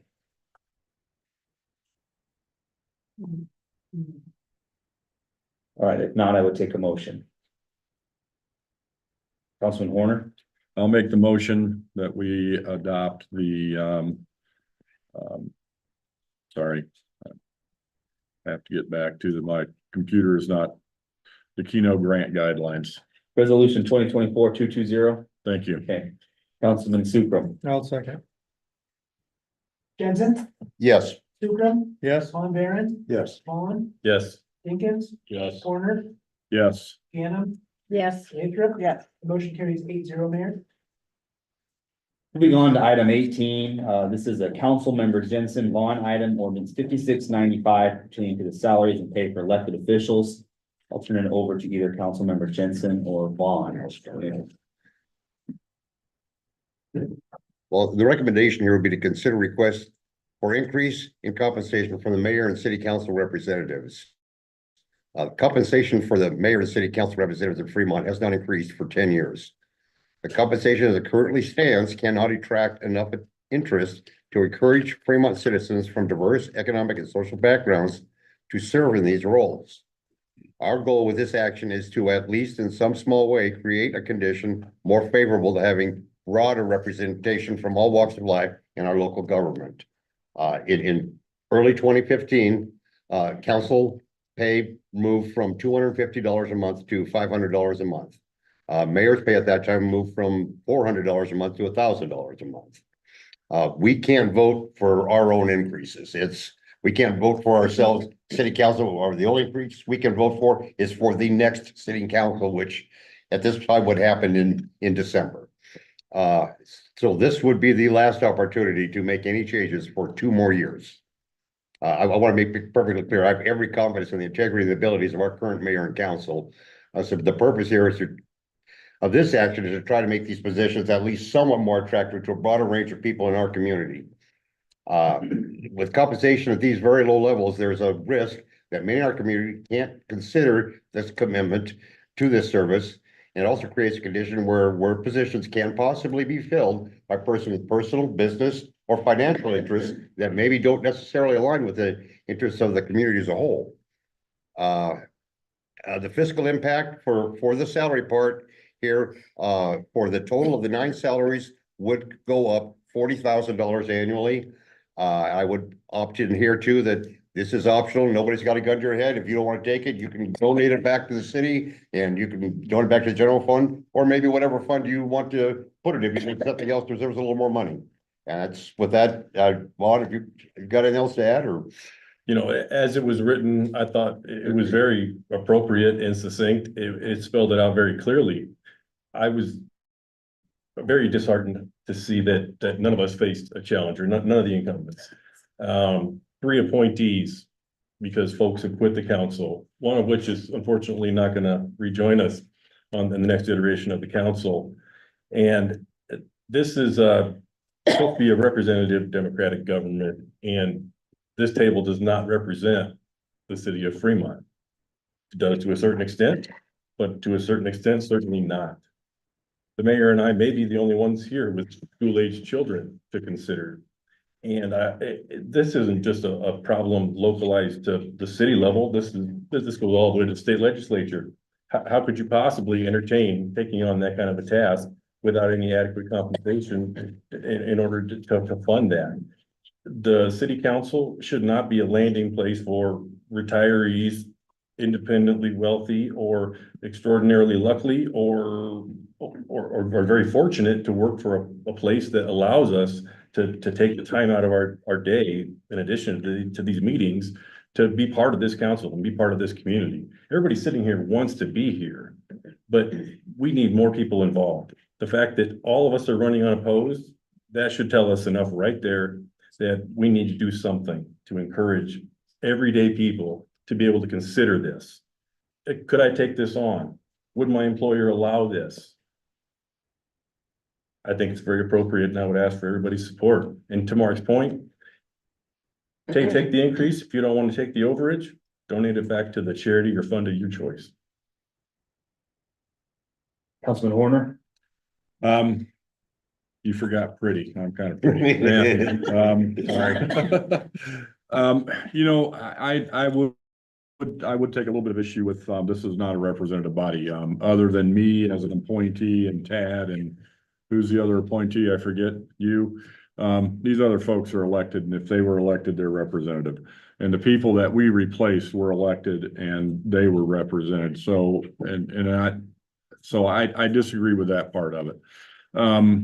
I do agree that this is a token gesture, I guess, if you would be, to say, you know, come and do this, you know, kind of try to make it a little bit more, and token probably isn't the right word, but it's at least an attempt to make it a little bit more attractive for someone to maybe take a look at it. But with that said, I think that You know, even at the rate that is being suggested here, I'm sorry, but not many people are actually going to be looking at this as a big raise in their life. It's just not. You've got to be willing to put in the time, et cetera. And I think that you know, it doesn't matter to me if you're retired. It doesn't matter to me if you are you know, whatever you're doing, as long as you're committed. That's all I hope, is that anybody that's sitting in one of these chairs is committed to helping the community and committed to helping the community as a whole. But I would certainly support the measure on the raise. Councilman Von Baron? Yeah, I looked at this and I thought about this long and hard. There are, no question that there are a lot of hours required for this if you want to do this, but the fact remains it is a volunteer position. And I would probably take issue with the fact that it's financial, that people don't run for city office. I think there's a general cynicism about government and some of the contentiousness and division that you see from the national level on down is probably more at the core of that. It's a volunteer position. We understood what we were signing up for.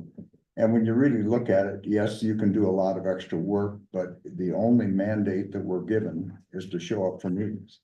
That's really the only statutory requirement that we have. And I don't want to minimize it and say that the work isn't important, but it's not like there's a lot of expense expected. There's certainly no additional expense involved in most cases. There are some choices. Sally, I know you do some extra travel and all. But I struggle with the whole thing because it is a volunteer community service position. And the other thing that was interesting to me is we received a list of comparables for other communities. And if you do the math on those and look at it and just average them, the city council is within about $160, $60, $70, basically $13, $14 a month of the average. Mr. Mayor, you're probably $30 a month. You're a little farther out from the average, but Fremont is dead in the middle. Of the 7 comparable cities, we are average. We are not underpaying in any way. We're certainly not overpaying.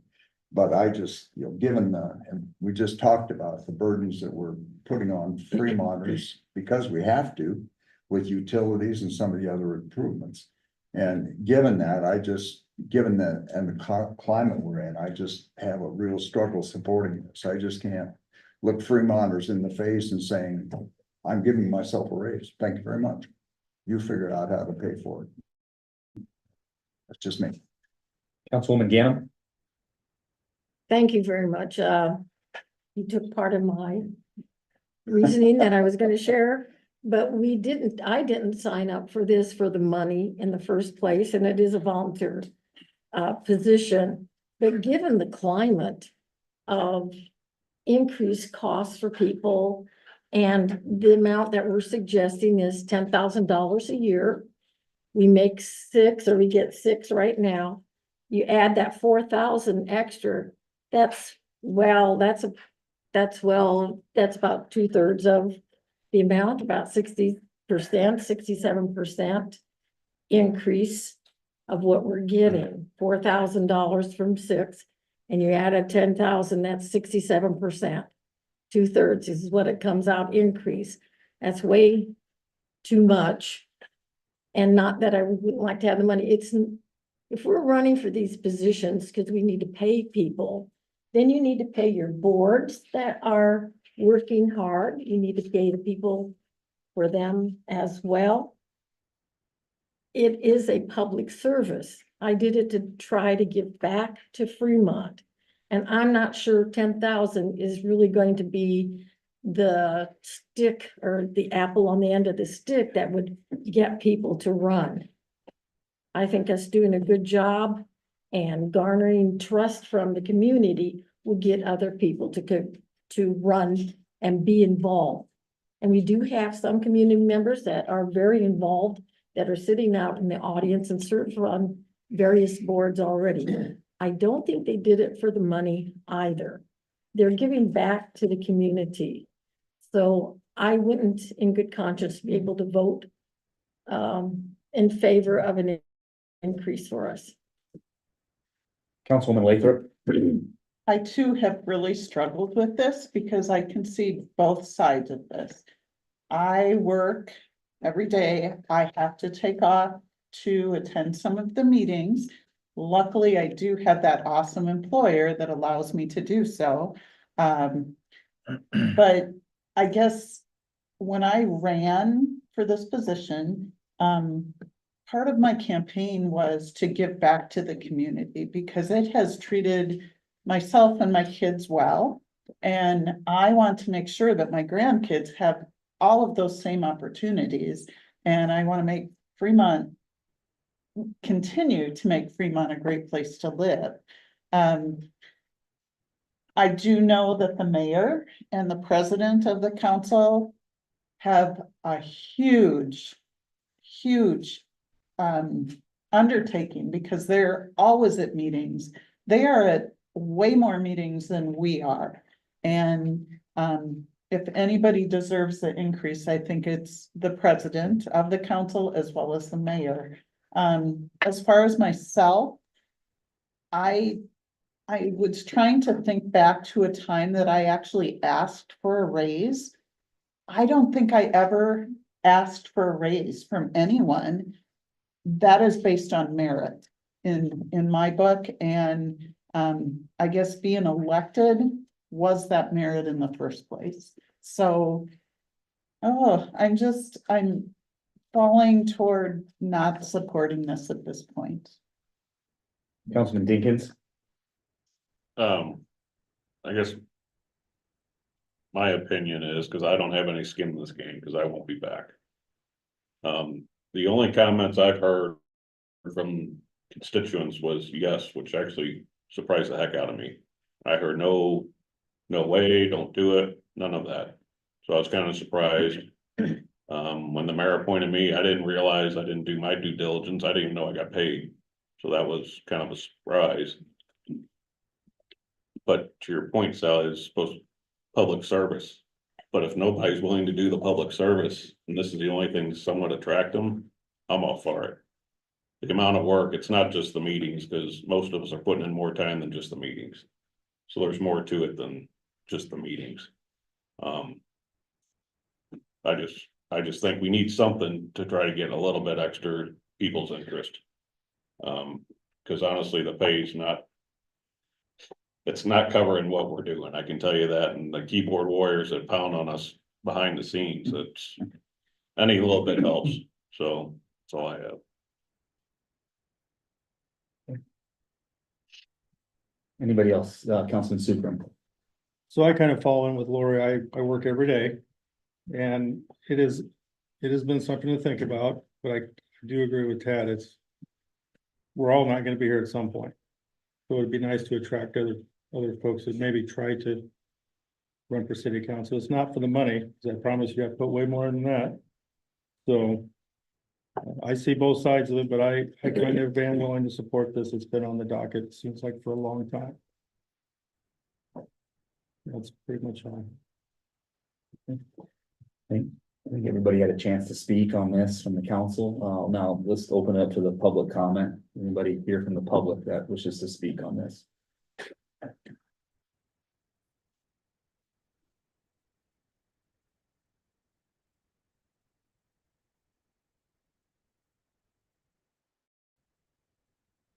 I'm Larry Marvin, 1945 Morningside Road, apartment 125, Fremont.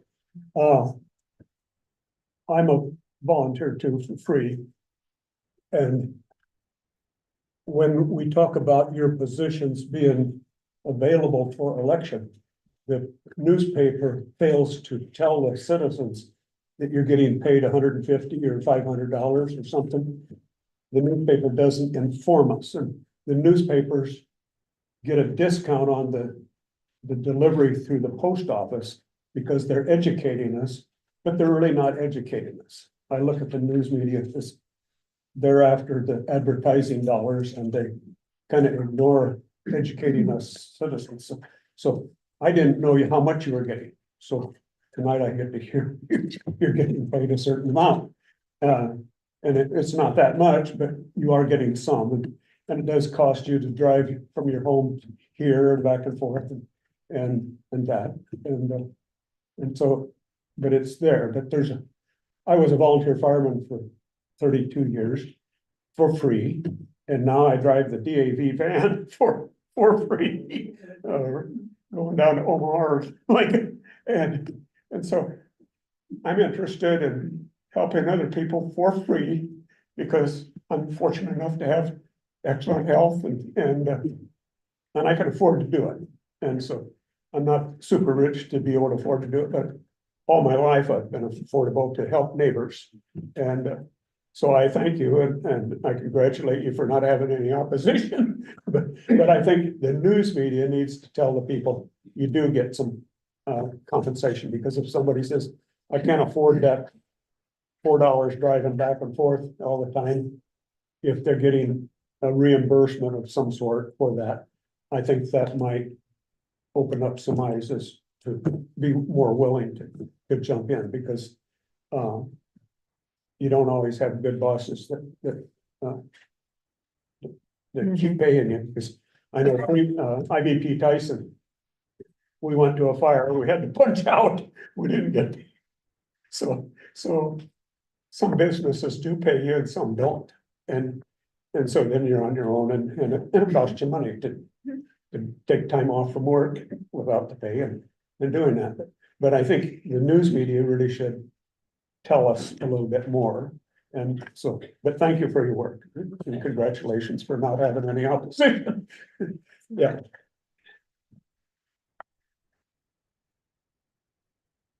Any additional comments from the public?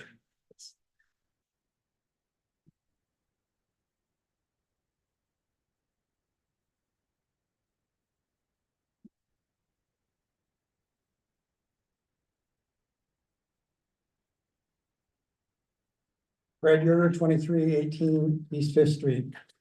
I'd like to start by stating that I believe the 67% increase in the mayoral and council salary compensation is wildly unjustified and inappropriate. Back in 2014, the council salary was listed as $250, that's $3,000 annually, and the mayor was listed at $400 or $4,800. Since then, it's been increased to $6,000 and $12,000. Our community, like others across the country, are reeling from the impacts of inflation on housing, rent and assessed values, groceries, utilities, transportation. Costs for these necessities are far outpacing the income of Fremont residents.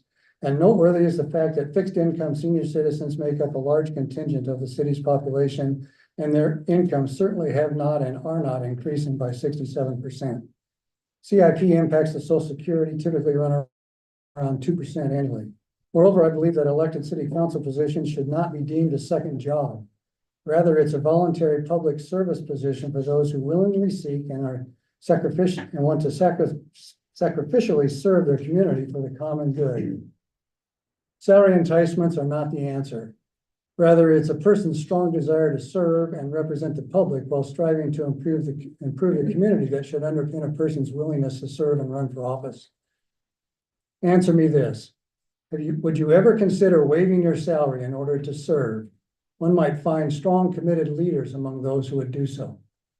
I believe the requested 67% increase in the council salary to $6,000 and $10,000 is unwarranted.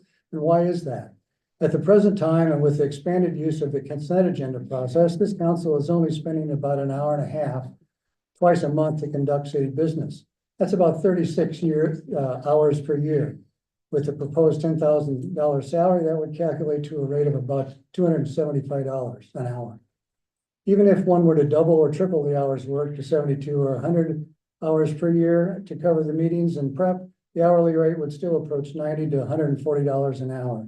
These rates don't compare well to the hourly rates for most citizens of Fremont. And believe me, I've been in your position and I thought I made 25 cents an hour when I was on council. So I understand where you're coming from with regards to the work.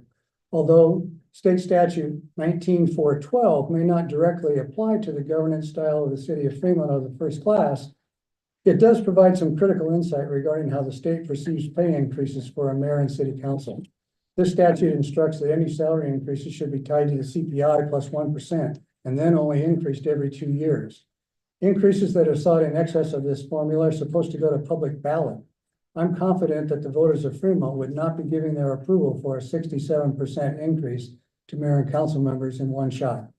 Even if the CIP were used and compounded over 10 years, that increase wouldn't possibly support the requested 67% increase in pay. Certain council members have publicly indicated that voting in favor of this is a huge increase, which would not and should not be perceived as a council member voting to increase their own pay because it won't go into effect till after the election. That's a red herring. 7 of 8 council members will be returning in December, and thus the council will really be voting to give itself a massive 67% increase. If that's what you think you deserve and can explain it to the public, then put it to the public vote through the ballot and find out how the entire electorate feels about this before you forge ahead with no public input.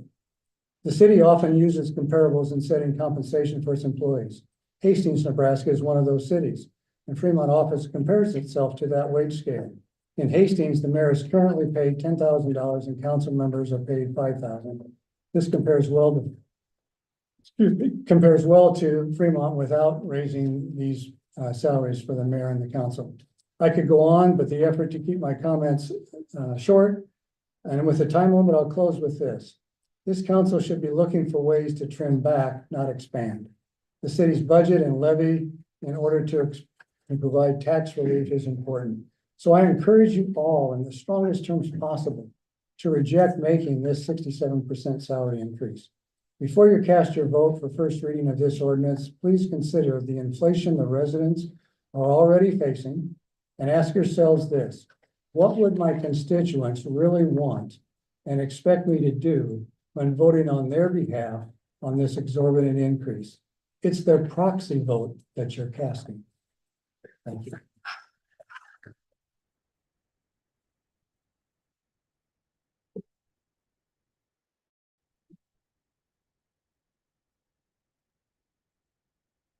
Steve Ray, 1445 North Irving Street. Well, I think 67% is exorbitant. Have you ever got a 67% raise in any of your jobs? I think that's unheard of. And I, like Mr. Dinkins, ran for city council. I didn't know till a long time after I started running that you even got paid. I did it because I thought maybe I could offer something to the city and I wanted to give something back. And I think most of the people here feel that way. And I do not believe that adding money to this is going to bring you any more people. Because the current political climate, and we've seen it in the council room, how things are. Transparency and different things that go on. I talked a lot, I drive cars for fun, basically. I do get paid. But a lot of guys I talk to, they said, what's the point of going up to the council? They don't pay attention to the people. You ask them questions in public comment, you bring something up, or on a item that you have to discuss. They bring up a question and you don't bring it up to you don't discuss it between yourself. If they have a question, you don't try to answer it. Most of the time, it's like, that's your point right there. If they bring up something that you should discuss it and say, well, what about that? A lot of times it's just, well, nobody else has any more comments, we'll just vote. It's a bad situation. And as most governments are, unfortunately, it's older people that are at these council meetings, and it's the older people that do the council. Because they do have jobs and they can't always get off. It's a good employer if he'll let you off for something like that. But when you ran, you knew that's what the job was. And I just can't see how you can ask the public to come up with 67% all at once. And I truly don't think it'll make a difference on how many people want to run. A couple of people I talked to wanted to run, and they said, you know, they didn't think they could make a difference with the way things have been in government here. They've seen how things go and what have you. And they said it's just not worth the effort and the time to come here and butt heads with a lot of people at times. I just don't see it. So I'd be definitely against it.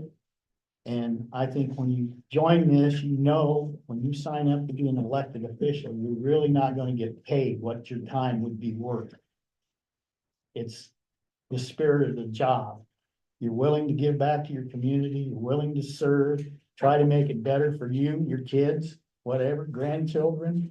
And that's just the way it is. And public service is always that way, just about. I mean, you're not getting rewarded for every dollar, every hour that you put in. And 67%, I don't know how you arrived at that. That seems pretty exorbitant to me. I'd like to got a 67% raise when I was working. So I'd urge you to vote against this.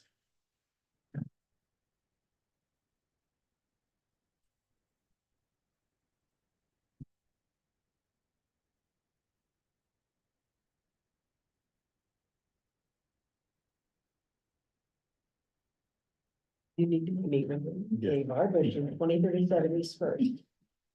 I can see both sides. Mr. Bond, the mayor, they have young children.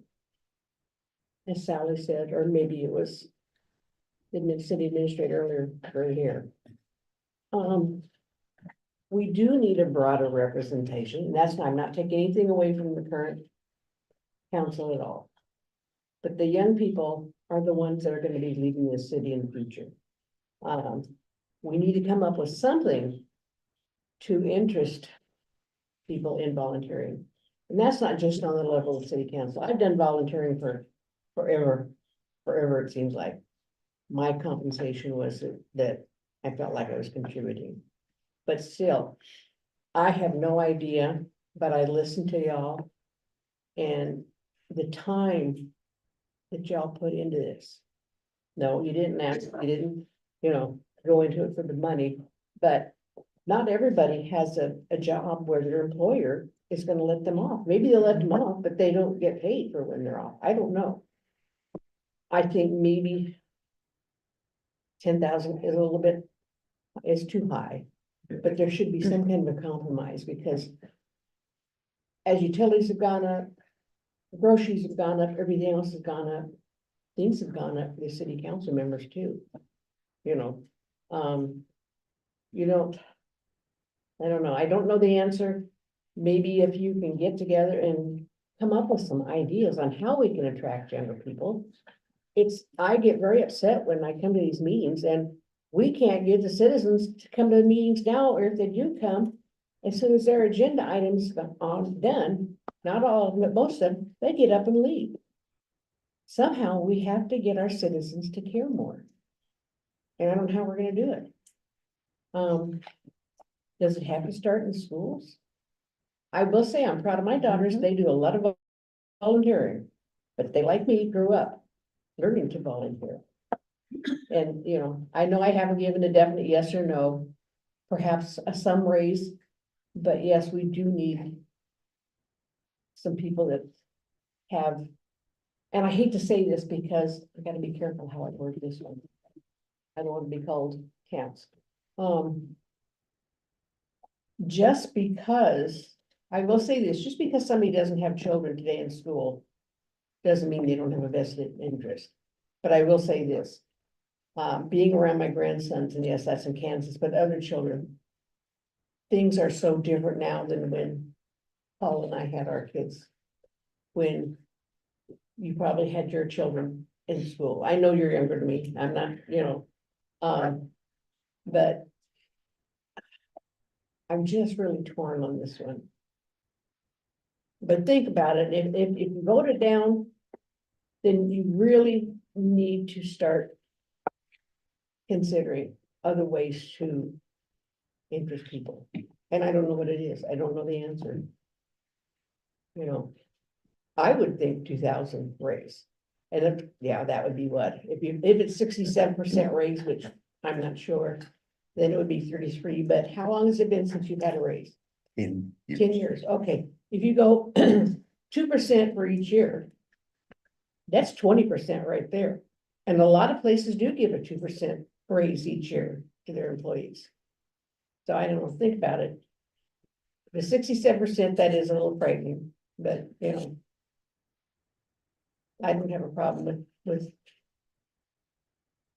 with the, what would be like 25%. You know, because you're keeping in with what everybody, what most other people are receiving from their employees, or their employers, excuse me, as annual raises to keep up with the cost of living.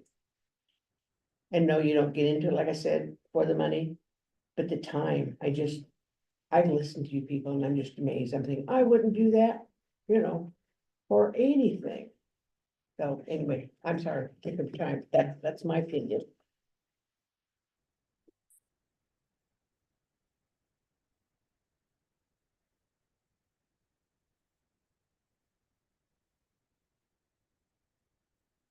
Gene Chapelier, 1940 North Broad Street. Don't have anything prepared for this. I wasn't really expecting to be talking about this till I started listening. I think 67% is rather steep. You have people out in town that, you know, they're living paycheck to paycheck, and I understand this isn't a paycheck to paycheck job. But I would like to ask you, when you decided to come on the city council, was it because of the check?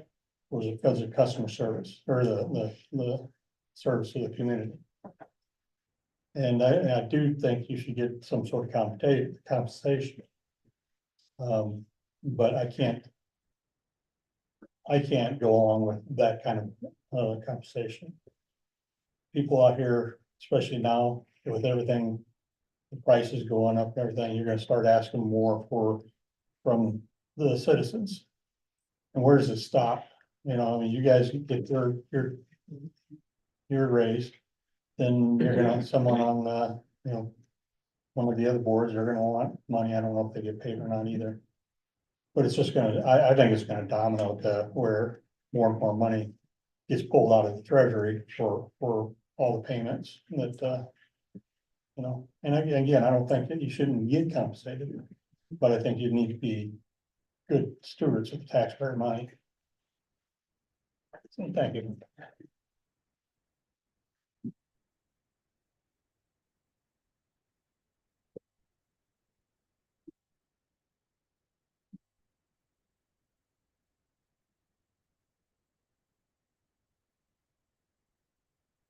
Scott Thomas. Do I gotta state my address again or just go? Yes. Okay, 2403 Estes Lane. I don't take a position on the actual raise or not, but I take offense to reasoning for it on both ends. The first supposition being that our councilmen are, you know, the leftovers that we get stuck with. The second supposition being that if you pay poor people more, they'd have the integrity to go into government and work in government. I just disagree with the characterizations behind it.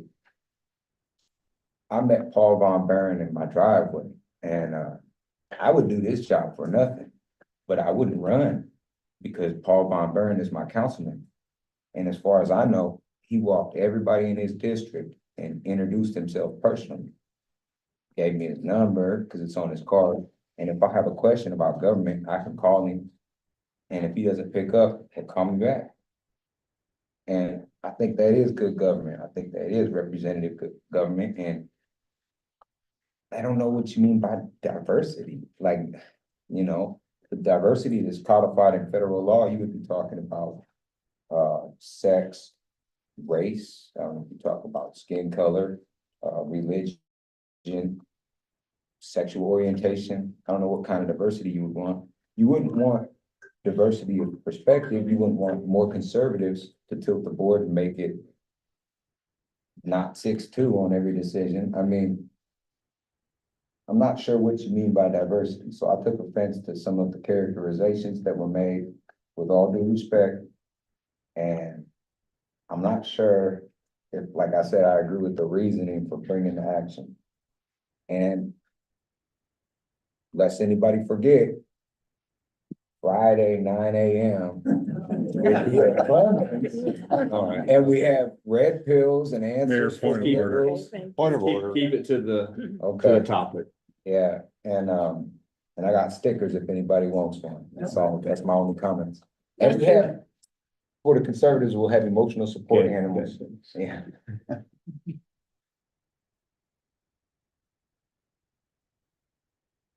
Any other comments from the public on this item?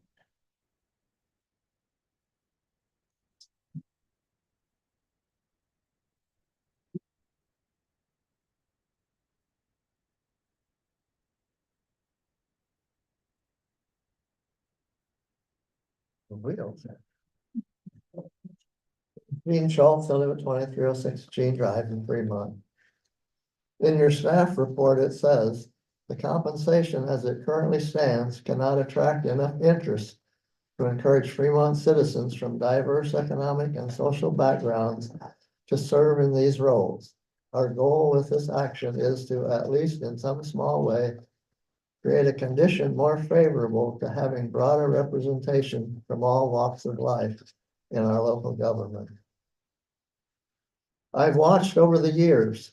At times I've seen good people in your position that were elected by people in their wards.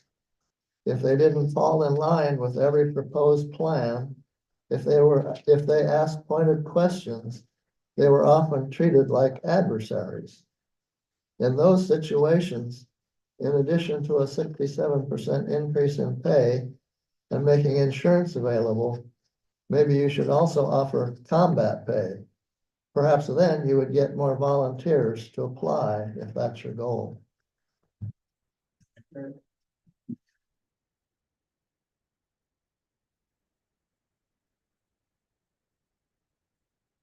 There's only one comment per person. I know. I just wanted to say, I forgot to Sir. say that. I appreciate everybody though. Thank you, sir. Thank you. Thank you guys for Is there any other comments from the public? Okay, seeing none, we'll come back to council. Additional comments or questions from the council on this? Councilman I'll go ahead Jensen. and start off just with, they're real, fell in love with this 67% number. Yes, it is 67%. It's been 10 years since anybody's gotten anything. Nobody, as they all stated, everybody on this council, nobody got in here for the money. My look is for the future because it's not going to be real long and there's a lot of us that are not going to be here. And I would like to see some kind of compensation for people. Yes, it's never going to be a full-time job. In our population, this will never be a full-time job. But compensation to where you can make it a part-time or make it more attractive. And as far as diversity, like I said, economic, social. So maybe the guy that's working up at the plant at the Costco could come and have his voice heard as much as all the rest of us are. You know where I'm at as far as comparables go. Yes, I've got the whole list of comparables right in front of me. Say, what do you got? Yes, the comparables, that takes us to the top of the list. If the only thing we're comparing out doing was comparables, our police would not be paid the same. Our fire would not be paid the same. We're at the top end of the comparables because we're at the top. We're near the two metropolitan areas in Nebraska. That's it takes us to the top end of it, yes, but not all the way to the top. Obviously I brought it. Obviously everybody knows exactly where I stand on this, so I'll leave it up to everybody else. Councilwoman Ganem. Well, we're going to be experiencing some lids in our budgets coming up, and do we know how that's going to affect our budgets? Yeah, the lid bill, how that's coming down. It's just the timing couldn't be worse for increasing our salaries if you want to call it salaries in my opinion. And yes, the time, I just want to reiterate, there's a lot of time. I just looked at my time for this week and it's 18 hours outside of this meeting. And so it'd be over 20 hours just in 1 week. That's because I'm making 2 trips to Norfolk this week for meetings. And it takes a lot of time to go through the materials and to read. So you're not being paid $250 per meeting. That's kind of misleading. It's very misleading because you do put in a lot of time. And a lot of board members put in a lot of time on the boards that they serve on. We as city council people also represent the city on several boards. And so that takes additional time on that. I know I'm assigned to 3 and then the Nebraska Northeast Economic Development District. So it just adds up, but I can do that and I'm happy to do that. The timing, I just think is very poor, could be better. And maybe we do need to wait and look in for the next 2 years, or look down the line here and redevelop something a little different than this. Councilman Von Baron.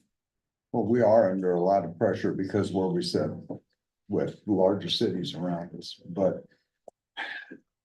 and nobody likes to hear these, but here's the reality we're dealing with. We are still the poorest city in our class.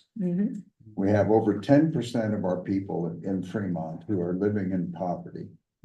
We have record inflation. We're having to increase utility rates on these very same people. However you want to parse it, however you want to calculate it, our workers in Fremont make less than the average Nebraska worker. If you track the last 15 years, taxes combined, all taxes have gone up twice as fast as wages for 10 years. Now in the last 5, they're up about 225%. Bottom line is our people are under tremendous pressure. We as a group are at the average of cities comparable to our size. We are voting ourselves a pay raise because 7 of us are going to be back. We know that good and well. We can't use that one. And for sure, I think the last thing that we want is people in politics who just are there for the money and for the paycheck. If it's just a supplemental paycheck, you've got the wrong person there. I think what bothers me is that the worst phrase that I think we can use in government is it's only. It's only a utility rate. It's only a raise here and a raise there, but that's the kind of stuff that builds over time. We live in a poor city. We have people under pressure that are underpaid compared to the state average. I cannot look the average Fremonter in the eye and say, thank you for the pay raise. I can vote myself a pay raise. We have the power to do that. But when it goes down to the people who have to pay for it, they can't vote themselves. They have to do with less to do what I voted for myself. And I just cannot do that in good conscience. Councilman Warner. Thank you, Mayor. Couple of points I just want to make as we're talking about a lot of different items and topics, et cetera. Inflation is not at a historical high right now. Inflation has come down significantly. I think it'd be more proper to say that prices have gone up, and that's the trick on inflation. We say inflation is tame, but prices went up. Inflation is not compared to last year.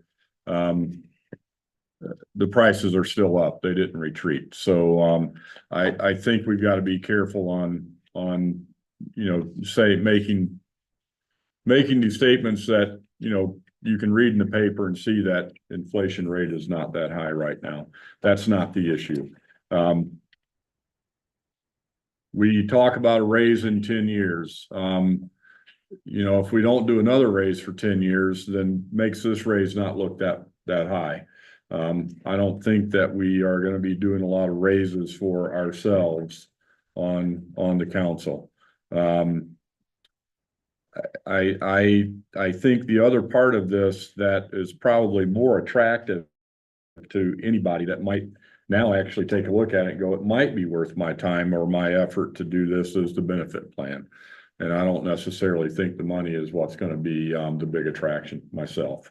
But I do think including the potential in this for someone in this group to participate in benefits. As a realtor, I don't get paid benefits unless I go out and buy them myself. I'm a contract employee. I'm self-employed. My actual company who pays me is Blair Horner Realty LLC. And I don't get benefits. Okay, so And I wouldn't be taking these benefits either, just for the record. But I do think that that's probably the part of this that is the most attractive to me, because I do think that there might be somebody sitting out there going, you know, I can maybe even get some benefits through this thing. It might be worth my time now.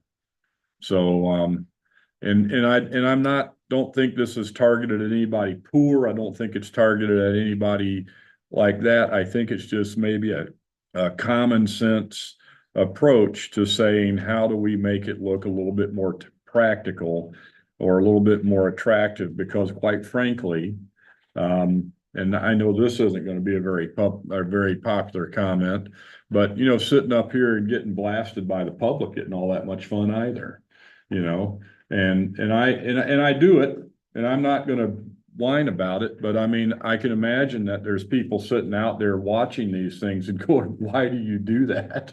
Why do you subject yourself to that? And so, you know, I after hearing everything, I could look someone in the eye and say, yes, I voted for this. So. Councilwoman Lathrop. Just real quick, I just wanted to thank Councilmember Jensen and Vaughn for bringing this to the forefront. It's not an easy subject to raise, so thank you for that. And the second thing, Tad also has kids in school. So. Sorry, Dad. Just looking out for you. Okay. Is there any other comments from the council that haven't spoken? Councilman Jensen? If there's no other comment, I'll make the motion to hold first reading of ordinance 5695. No, second. Okay, Sukram, Yes. Von Baron, No. Vaughn, Yes. Dinkins, Yes. Warner, Yes. Gannon, No, Lathrop, No, Jensen. Yes. The motion carries 6-2. No. No. 5-3. Who is that? Was Warner? Those were Ganem, Lathrop, and Von Baron.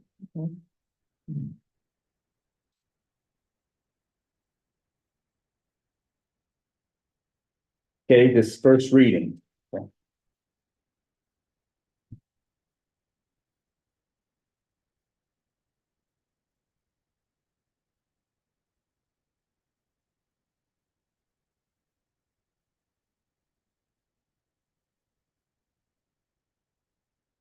An ordinance of the city of Fremont, Nebraska pertaining to the salaries and pay plan for elected officials, repealing and replacing all other ordinances or part of ordinances in conflict with this ordinance, and providing when this ordinance should be in full force and effect on first reading.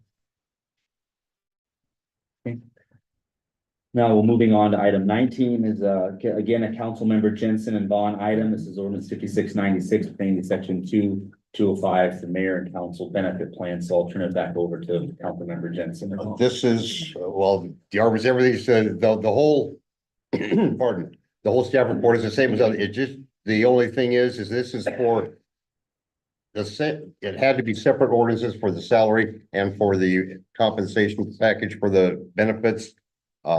This would be to allow council and mayor to participate in the city health benefit plan, including the dental and the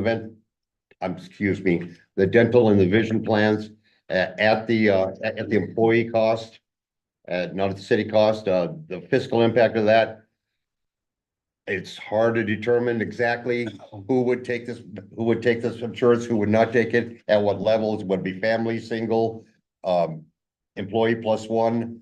That's the throwing an exact number on it right now is difficult. I don't know that I would. I'm on Medicare. I know this would be a whole lot better for me than not. So it would just depend on the individual, and I'll open it up for questions. Questions for council member Jensen or Vaughn, or Councilman Vaughn wants to say. Yeah, just Larry kind of touched on it, that maybe this is the more attractive end of it. as opposed to the outright pay, is the ability to say, could I do that part-time job that doesn't give me the full benefits and be able to entertain being on the city council and then having that benefit back to fall back on if I need to provide health insurance for my family. So that's all I have to say on that.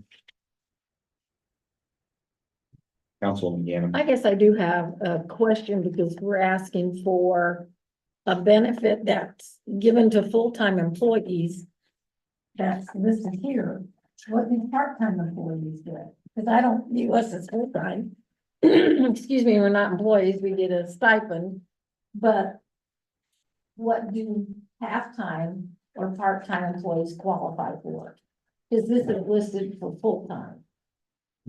So do we give, do they get half? I don't know, that's why I'm asking. Cody or. I don't know. I don't either off the top of my head.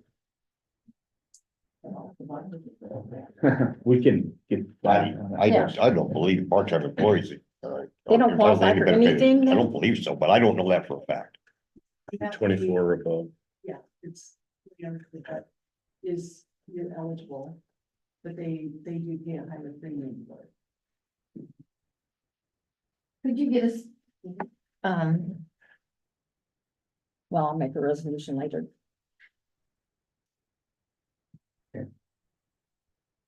Do you have any other comments or? No, I hope to get that information, to us at some point. Okay. Because I don't think we should qualify for the full-time benefits not being full-time. And just wondered what the difference would be for part-time. Okay, Councilman Von Baron. Yeah, that was gonna be one of my comments. If you have full-time benefits, not being a full-time employee. The other question is, family, husband, wife, 2 dependent children, what is the city's contribution? It's right there on Was that in page Did I not 298. see that? 298? Okay, Page 298. Is that full-time? thank you. I missed that. Fiscal year, oh yeah, that's. Sorry, I meant to be on the wrong one. Okay. Additional questions or comments from the council?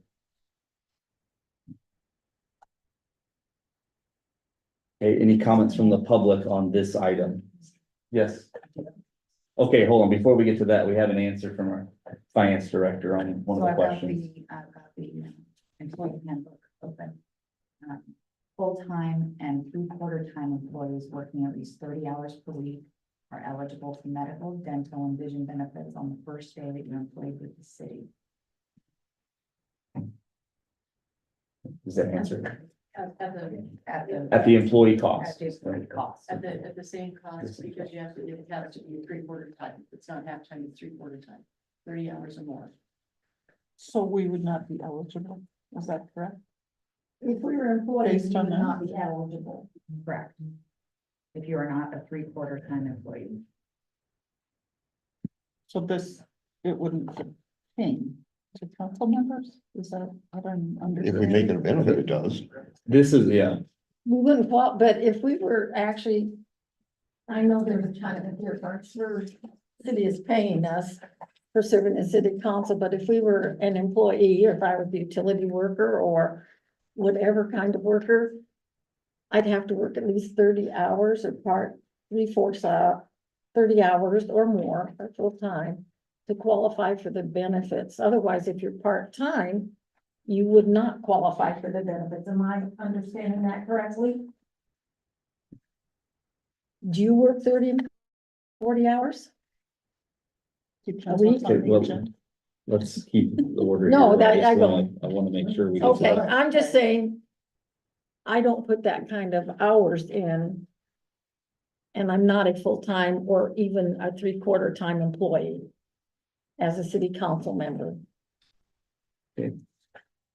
On that, I did have comments from the public on the table, so we'll go ahead with that and we'll come back to the council.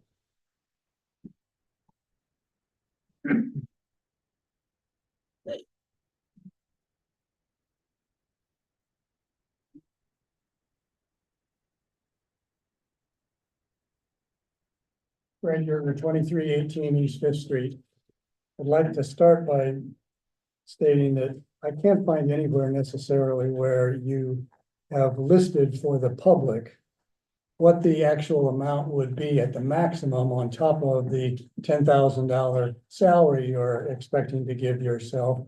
What is the medical cost to the taxpayers of this city for you to be recognized as a full-time employee? I think you need to clarify what that exactly is, because if that's $5,000 a year, you're now paying yourself $15,000. That's not clear in what you've got before you. I'm glad that some of you have thought to bring up the split. What's the city split versus the council person's split? I'd like to know what that specific number is as well. With regards to the employee handbook, the copy that I had available to me said that halftime employees get their benefits on a prorated basis. Three-quarter employees also get their benefits on a prorated basis. You definitely are not a full-time employee. You are not working 2,040 hours a year. You just aren't. I'm not sure that you can qualify for three-quarters or halftime, as Councilman Ganem has even raised. If those things are true, I don't know why you're considering this at all.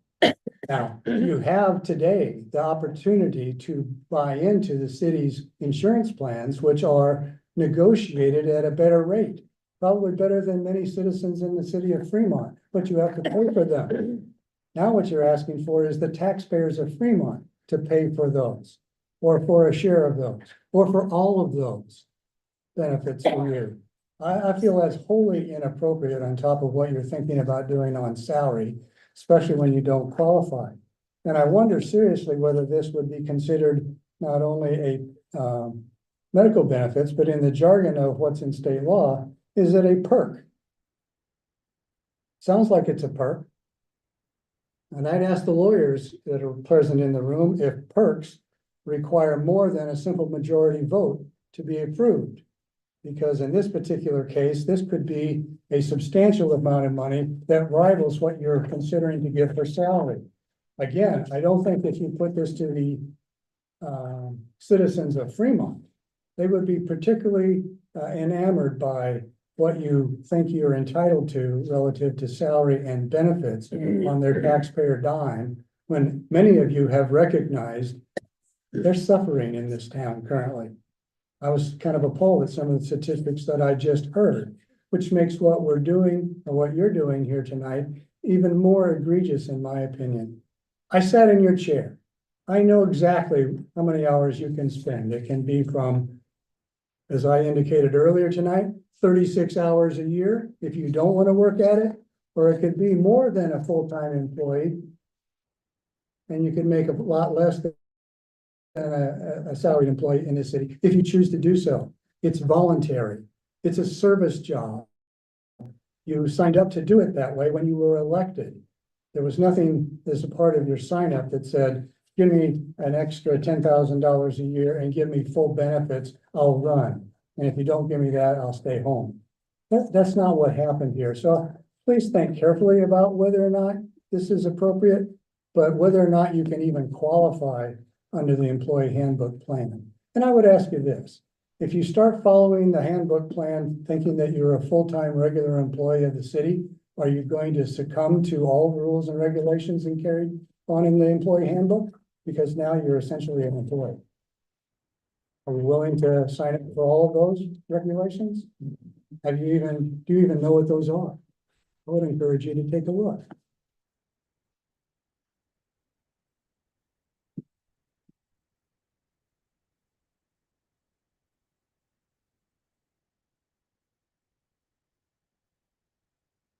Be great, 1445 North Irving. Well, from what I just heard there, I'd like to know, and I realize councilmen put a lot of hours in that we don't see you doing. You answer constituents' questions, you go out, you find things they want to know, all the other meetings you go to. None of the other boards get paid, I don't think, except for planning commission, maybe. But this benefits thing, from what I've heard, if you were to qualify, are you going to be willing to take say, if you want 30 hours a week, who's gonna be responsible? You're gonna have to put in the time, you're gonna have to qualify your time that you're doing everything now. Because like police officers and them, they got their certain hours they work, fire people, their time is that. So I would say that if you're going to consider yourself employees and do this, then you work 8 hours today on something, okay, that's 8. And tomorrow I don't work on anything on city business, okay, I don't get that 8 hours. I got no hours today. So I would say that we're gonna have to find a way that we know you're putting in your 20 hours, your 25 hours a week to qualify for your things. I think it's been on the councils and not just this one for a long time that you haven't give yourselves a raise. And I know it says you can't give yourself a raise. Well, basically you just did. And you do when you vote. But it's just like a lot of maintenance, the water department and that's been coming forward. I understand things have went up. And it's not on the manager we have now, but it should have been getting done a little bit at a time rather than have to come forward, and he's rectified that plan. You can't, and he's not even doing it in 1 year. I don't see how you can sit there and vote for that, for do it in 1 year like. And now the benefits on top of it, unless you're gonna qualify yourself for the hours that you need to become an employee. And then, like Mr. Yerger said, I think you're gonna have to go by the handbook and follow everything the employee is under.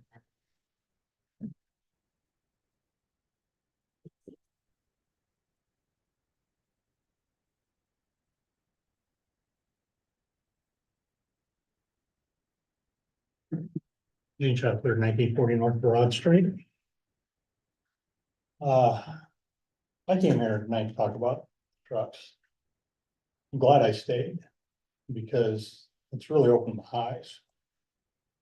I thought you guys were here to do city business. But to me, it almost sounds like you want to give yourself raise and benefits. That you didn't get into, you didn't do this job for the raises and benefits. There's money, that money can be spent, I believe, for different things out there in the city that need to be taken care of. And just like our water, you know, if you don't take care of things, you're gonna end up having a bigger expense later on. And I'm sitting here listening to you guys basically saying me, I want more money, I want more benefits. And I don't think that's the way you should be in the city council. I'm sorry, that's, you know, you do this, to me, you should be doing this as a public service. And I know I've been to other meetings, and after we get done speaking, you probably this about, we don't understand. This happens all the time. But I think you don't understand the pressure that you're putting on taxpayers on your actions. I really hope that you sit there and think about whether or not giving yourself the benefits, which we don't know how much it's gonna cost, is worth it. People out there are expecting you to do your job. They're not expecting you to get benefits out of it.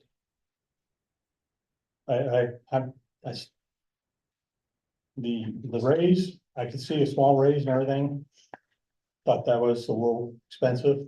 I didn't even know anything about the benefits until just now. And I'm actually kind of appalled by it, because to me, that's the last thing you should be doing. And it's almost rivaling what our elected officials in Washington are doing.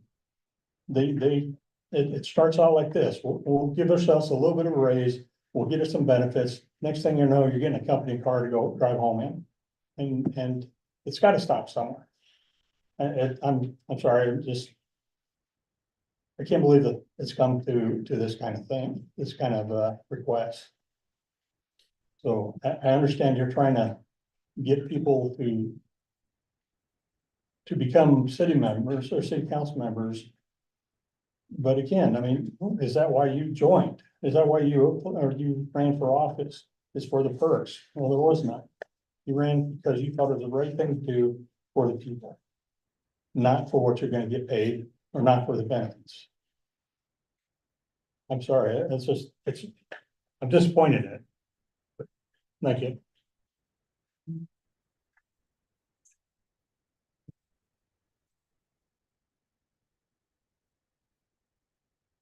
#24, great, that's different. You guys already just ran the Tea Party gauntlet, so I won't belabor the point. But, I do wanna say that it kind of undercuts the initial reasoning to try and raise the pay to attract new council members. And then say that our council members are stale because this is a discussion that was just sparked by the councilwoman, former first lady, who brought this to the attention of everybody, you know, so, like I said, I think the city council is doing its work. I would take issue with hearing gripes from the public and equating that with, you know, like the president just got shot in the head, you know, for doing his job. So I wouldn't want to say you're under fire by the public just because you get criticized. I do think that's part of a healthy republic, that you have robust discussion around issues like this. So I hope nobody feels like I was personally attacking anybody with my criticism. I just wanted to point out some things that I saw. And like I said, I won't keep going any longer. Appreciate it though. Additional comments from the public? Okay, we're back to the council on this item. Councilman Dinkins. I'm not gonna speak to the benefits. I just want to address one thing that I keep hearing. You should want to do this for the public. You should want to do this and not for the pay. I think we're all agreeing we're not doing this for the pay. And nobody is wanting to do this. That's the whole point of bringing these items up. Whether I agree with this individual one or not, I'm not gonna say right now, but it's not working how we're doing it. You can't keep doing the same thing and expect it to change. So we have to try something. Is this it? I don't know.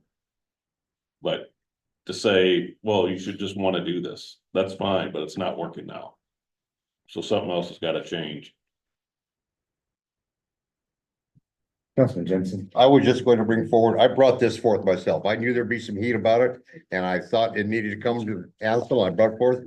I asked James to join me in it. He agreed.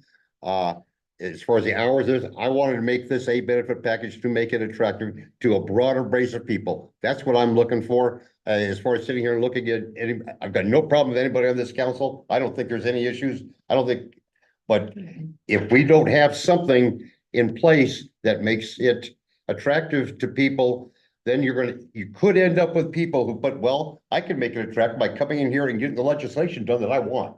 We can get people like that. That can certainly happen. That's where I'm at. Whatever, however the votes fall on this thing, I mean, I'm up for what's next. Let's have the discussion and then take the vote and move on. Councilman Von Baron. Yeah, I just wanted to be sure that, do I understand the table? For a family with 2 dependent children, if they take full medical, dental, vision. Is the city's contribution, am I misreading that? Is that something under 25,000 a year?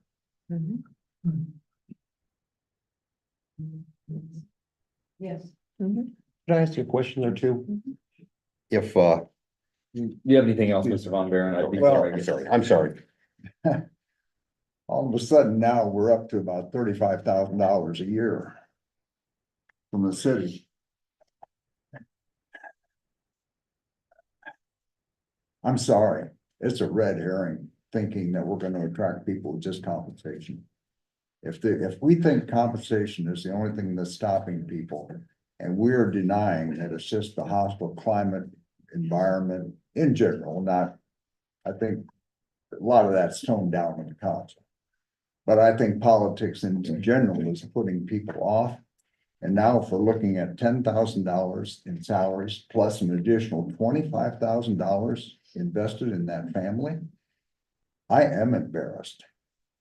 I will apologize here and now to Fremont if we pass this. Councilwoman Lathrop.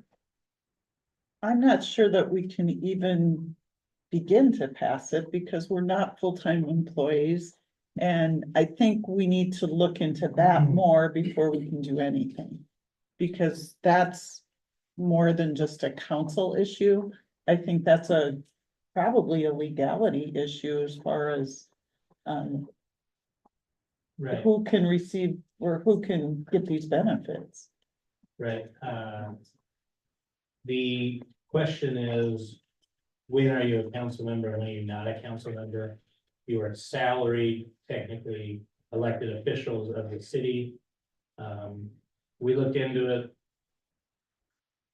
There really wouldn't be a problem if the council passes an ordinance specifically authorizing you to participate in the healthcare plan. The question of whether you're full-time or part-time employees, there'd be no way to answer that because you're 24/7 a council member. You get a call at 3 in the morning, you're gonna take that call as a council member. You are constantly working as a council member representing the city. So it's really just up to the council whether they want the ability to participate in that or not.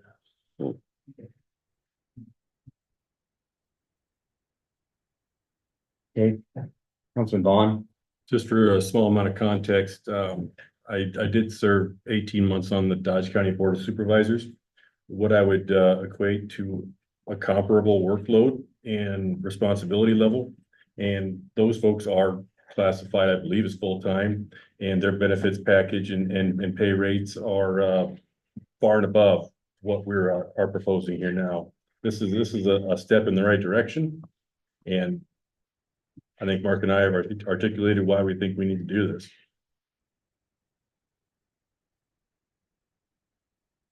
Okay.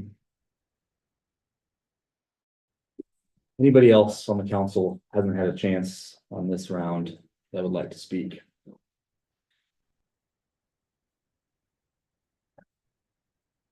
Okay. Guess I would leave it up to the council for any kind of motion. Before I make a motion, could I ask about possibly making an amendment? Could an employee, or could we give ourselves the dental and the vision and leave out the major medical, just those two? Can that be done?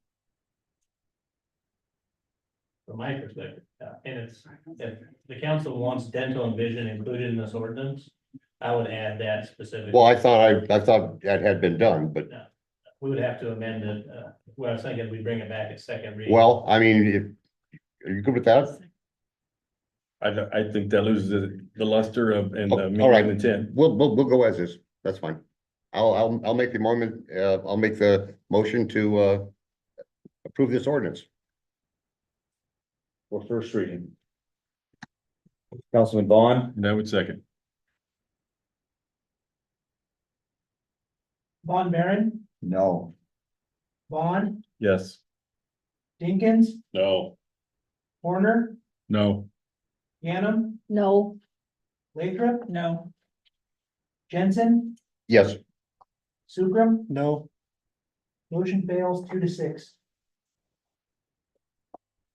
Okay, now time is 9:22. I'll take a quick 5-minute break.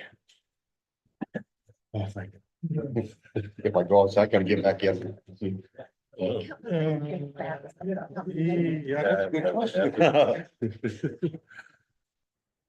No, this council.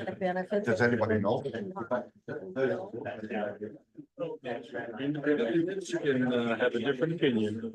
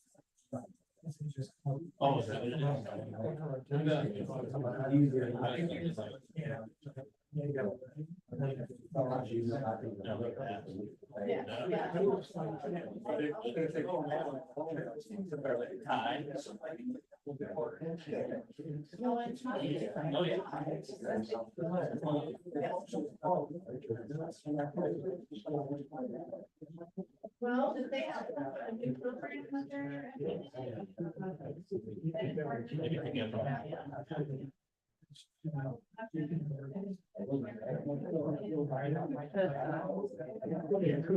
No, I can't do that.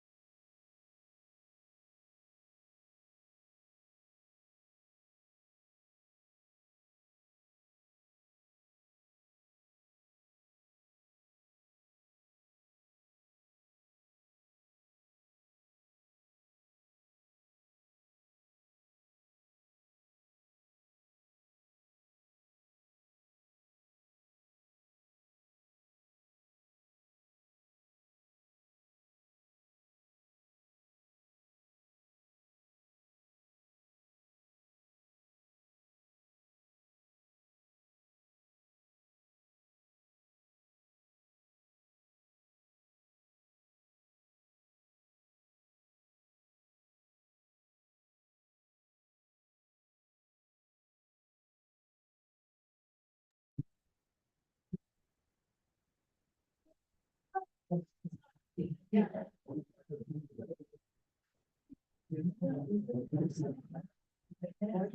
have to bang the gavel. Yeah. Come to order. Blair? Blair was. Okay, all right, we're gonna go ahead and continue, with Blair the was- agenda. Yeah, it was Power Ridge, no, this will be. We got item 20 is to receive an update on the street parks, fleet and maintenance building. So we have, Jeff Shanahan here to give us an update on that, so. Jeff Shanahan, Utility General Manager. I'll keep this brief. I've been keeping you updated on our updates and where we're at with the progress of the building. We're currently out for bids right now for it. We plan on coming back on the last meeting in October. That's our goal, is to be able to have a recommendation for council and UIB to award the contract for the building. We're looking at a total construction of the facility of about 42,000 square feet when you take both buildings into account. We're replacing, I think when we first looked at it, we're replacing about 70,000 square feet of under roof structures right now. We've shrunk it down as much as we can. We got it to 42,000. 25 or 26,000 square feet are gonna be the main building right here. And this will be the offices, shops, sign shop, metal shop, that kind of thing. And the back will be all the fleet maintenance areas. This will be just basically a warm storage. So in the winter time, if we have to take motor graders out or things like that, we won't have to wait to get the oil lubed up or warmed up and everything. So they'll be able to go and be dispatched right off the bat. This building has we can add on to the back if we ever need to. We have another space for another building that we're gonna have the final grade done. We're not gonna build the building yet. That might be a building like this, only cold storage only. It may be a covered area like what Dillon's did. We'll have to just see how that works out. It's located on the property just to the south of the existing water plant. So on Luther Road, on the south side of the tracks is the water plant. This will be located on that property there. So, like I said, we're out for bids. We're gonna open bids on the 15th of October. And, we're gonna be doing it down here. So we have a pre-construction meeting on the 2nd, or not pre-construction, a pre-bid meeting on the 2nd of October for all the contractors that want to bid. So far, we've got a very good, list of contractors that have at least taken the plans. So we hope that we get a good bid on it. So I'm happy to take any questions. I know it's, Councilman Horner, do you have a question? Just a quick question. Does this site and does this plan look far, pretty good ways into the future for what our future needs will be? We're growing. I imagine our fleet needs are gonna continue to grow Right. and et cetera. So is this Well, taking that into account? we had 70,000 square feet under roof and we're building 42,000. We can add on, Okay, but we're not, we had the initial plan was to replace it. It just was gonna be how so much of expensive. this land do we own? Do you know? That's all of it's the cities and utilities land. We own it all. Okay. So we've got room to expand if we need to expand. Right, and we did tell them, we didn't want to expand it anymore. In the event, I doubt that we would ever do it. But if we wanted to put another water tank, we wanted to leave some space there, but this building goes straight on back. Okay. And like I said, we built the building with that in mind. You could add 2 more bays, 4 more bays, whatever you want to do. Just keep attaching bays to the end of it. Kind of like a modular approach. Yeah. Okay.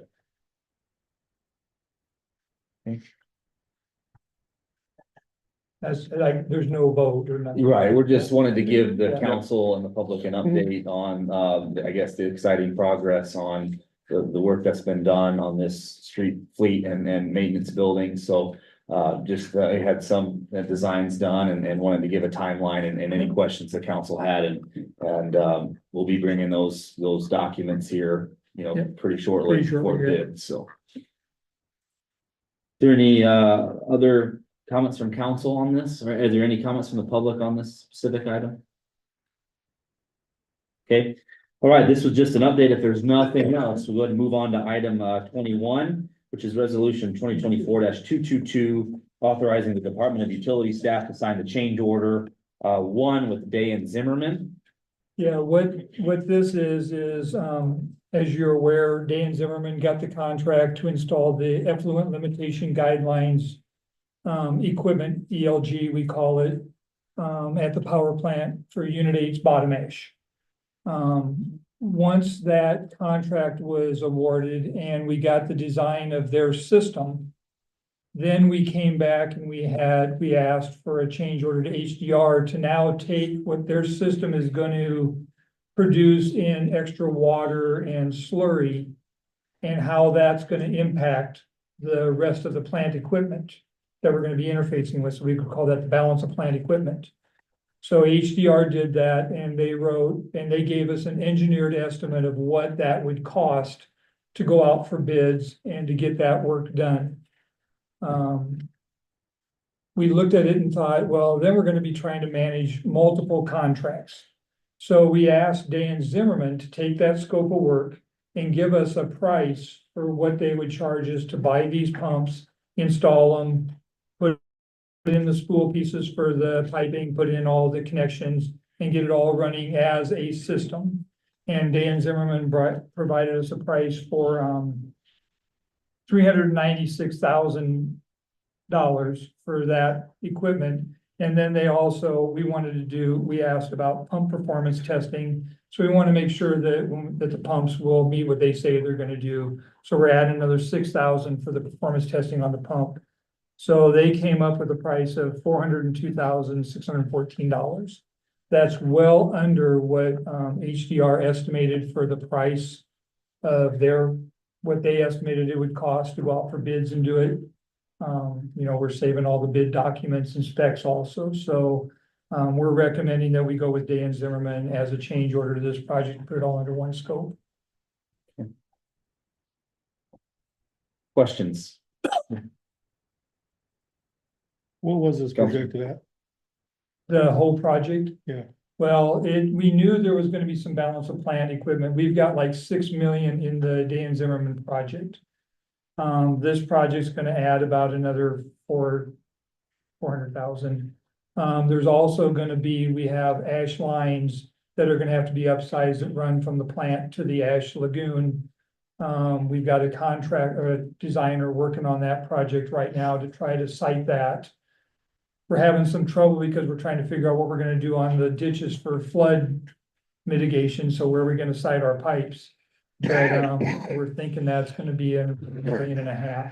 So we're gonna be close to 8 or 9 million when this is all said and done. And that's the original plan we had.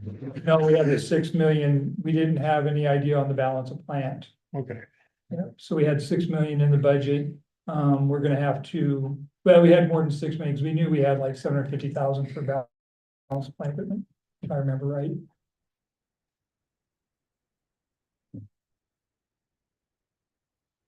Questions for staff or comments from the council? Jeff, are there any comments from the public on this change order with Day and Zimmerman? Okay, any additional comments from council on this? If not, I would take a motion. Councilman Horner. I would move that we approve resolution 2024-222, authorizing Department of Utility staff to sign change order with Day and Zimmerman. Okay, Councilman Sucrum. I'll second. Dinkins, Yes.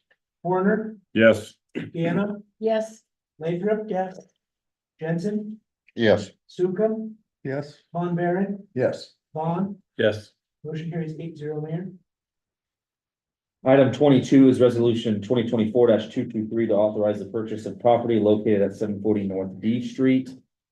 Our city administrator with a report on this item. Good evening, honorable mayor, members of council, Jody Sanders, city administrator. We had an executive session discussing real estate matters, and based on those conversations, the city put in an offer on the property located at 740 North D Street. It's the red house behind the very large historic building. It is directly east of where the new police station will be. The property just came on the market.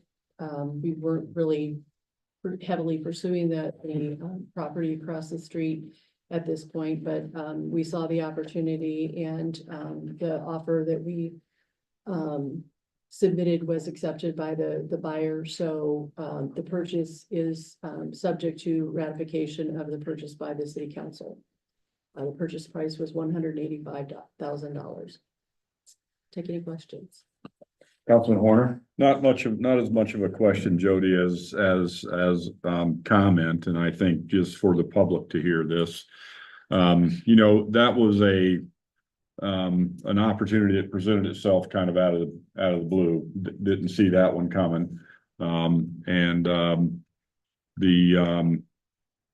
The property, I showed that property to a investor client, and he declined it. I think just based on my own experience as a realtor and looking at that property, and I know this sounds like kind of a noble ideal, but as a realtor, you are constantly looking at property and land for the highest and best use. And I believe the condition of that home and what it would have probably became, I believe that highest and best use is probably going to be the way the city is going to use it, and having it fall under city ownership. So I'm glad that you guys saw the opportunity, seized it, brought it to the council for discussion, and I'm glad that this council supported this, because I kind of see that area down there honestly being transformed by the city, and I think that can become a kind of a high point for downtown now, if you will. We got a new police station coming in, and we have more of that property as city property. I just think that can become a real bright spot. I really do. I'm excited. I'm really pleased and happy with this. Councilman Von Baron? Yeah, I had a couple of calls wondering how we justified a price of 40 to 50,000 over the appraised value. Is that where the market is at right now? How did? So what appraisal? Well, I think on the assessor's website, it's 140s or something like that. Anyway, there's a spread between the appraised value, the assessed value. Okay, And the assessed market, value. the assessed value, Yes. I said that wrong, and the market value. So it'd be good to address that publicly. Sure. So we did receive the appraisal back, I believe, last night, wasn't it? And the appraisal that we had conducted came out at exactly 185,000 based on sales comparisons. And I guess that makes sense when you consider that I mean, that's how a realtor typically would establish what to ask for a property, is based on recent sales.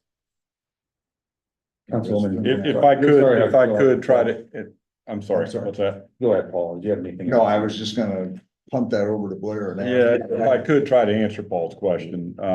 I ran my own, Paul, because I was curious on it, and I was taking a client through. You could have justified probably putting that property on the market higher than where it was. I think part of the issue for my client that walked away from it is he was looking for a winter project, and he felt like that the type of things that he would have to do to that property was beyond the scope of what he wants to tackle. I actually came up with a comparable analysis on it of about 195 for market value. That doesn't always align with appraised value. Realtors are looking forward into the future. Appraisers are looking back into the past. So sometimes there's a little bit of but the 185 coming out on an appraisal from an actual appraiser doesn't surprise me, because there were plenty of comps that would have supported that price. Thank you. Councilwoman Gammon? No, I'm just gonna say, I think it's good that we look forward and for future use with that. And we have a number of projects already, so it wouldn't take precedent over the projects we already have as far as the other parking lots that we have committed to already that's in the budget. So I think that's great that we're looking forward to a good use with it. So thank you. Any other comments or questions from the council? Thank you, Jody. Are there any comments from the public on this item?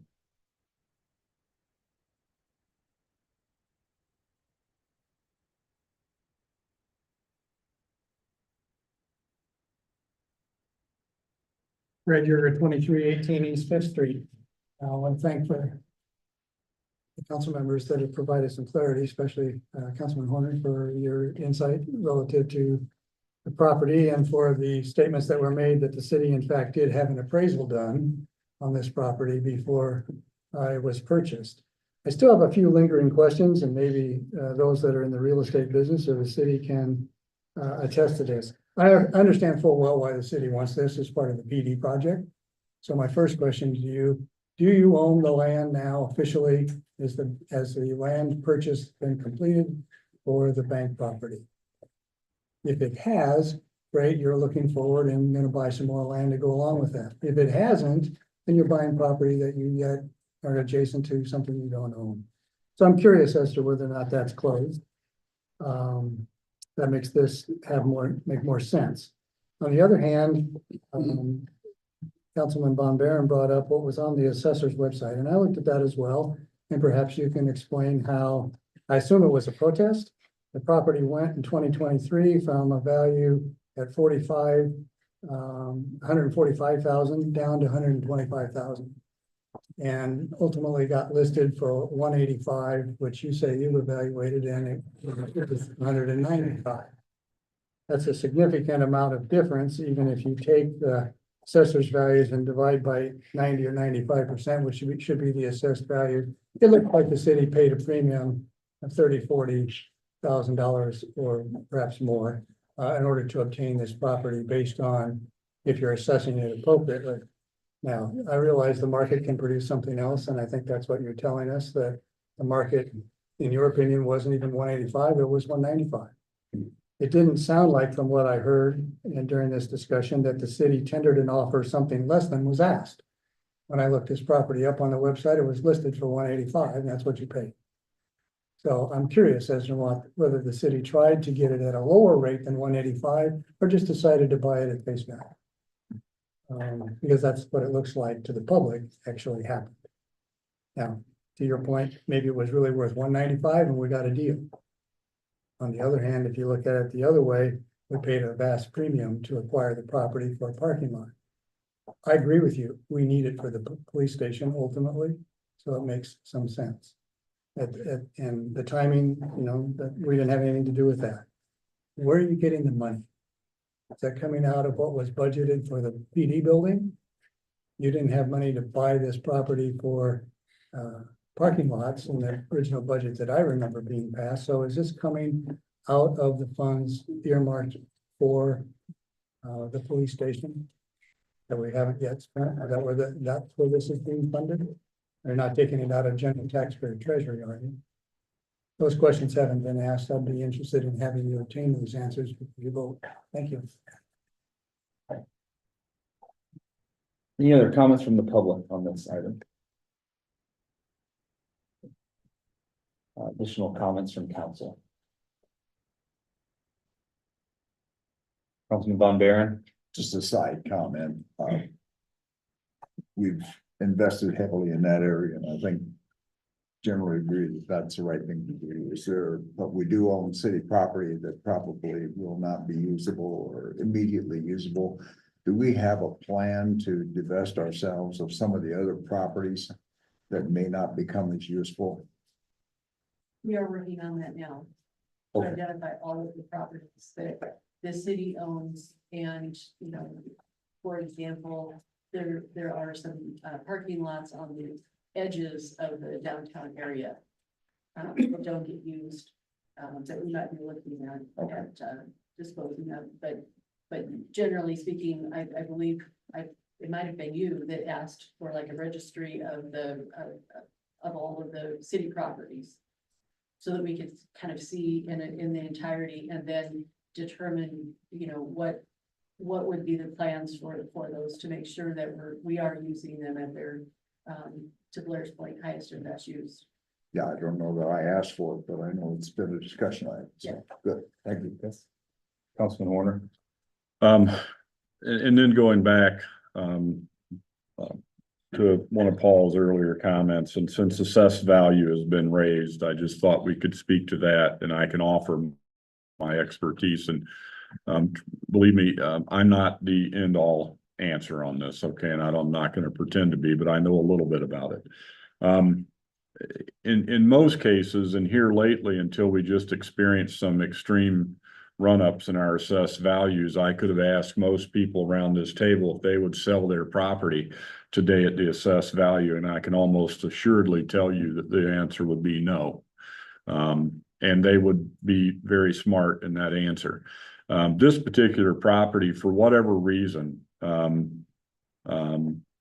was not showing up on the assessment at anywhere close to what market value should have been for that property. I can't tell you why. I'm not involved in assessments. Assessments and appraisals are not the same thing. We got to keep that in mind. They are two different things. Assessments are usually from what I understand, can be done from what would be called a desktop appraisal, which I would call a market analysis, where I'm going and looking at comparable properties. And then there's some other calculations that the county does to arrive at an assessed value, which is usually below somewhere. Now, I know state code can get you to a certain percentage of what that market value should be, but it doesn't have to be there. It's just that's where it can be. This particular property, there's a lot of other properties around town. I can tell you right now, if I went into a listing meeting with a client and sat down and recommended we sell them at their assessed value, I would leave without any business.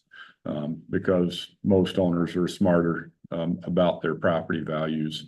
The particular agent that had this one is a good agent, not one of our agents, a good agent. I've got a lot of respect for her. I did check her work because it's my client that I was taking through there. And again, it just didn't fit what he was looking for. So we walked away from it. I believe they did have some other interest.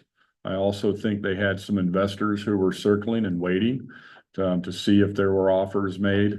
I think location might have made that a little bit of an issue for some people. But what attracted me to it for the city was the depth of that lot and how far back it went to, because it does abut already current city property. And so there's nothing in between it and the city already. And so having that become part of city property in that location just absolutely makes sense to me.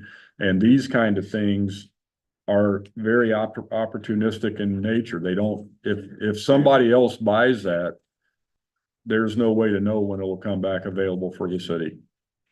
So and I also think that's a very wise thing, Paul, to ask for, and to think about. And I know I've already made comments to Joey and to Jody that I think while we're buying property, we should be looking at some of these properties that we're just not getting any use out of.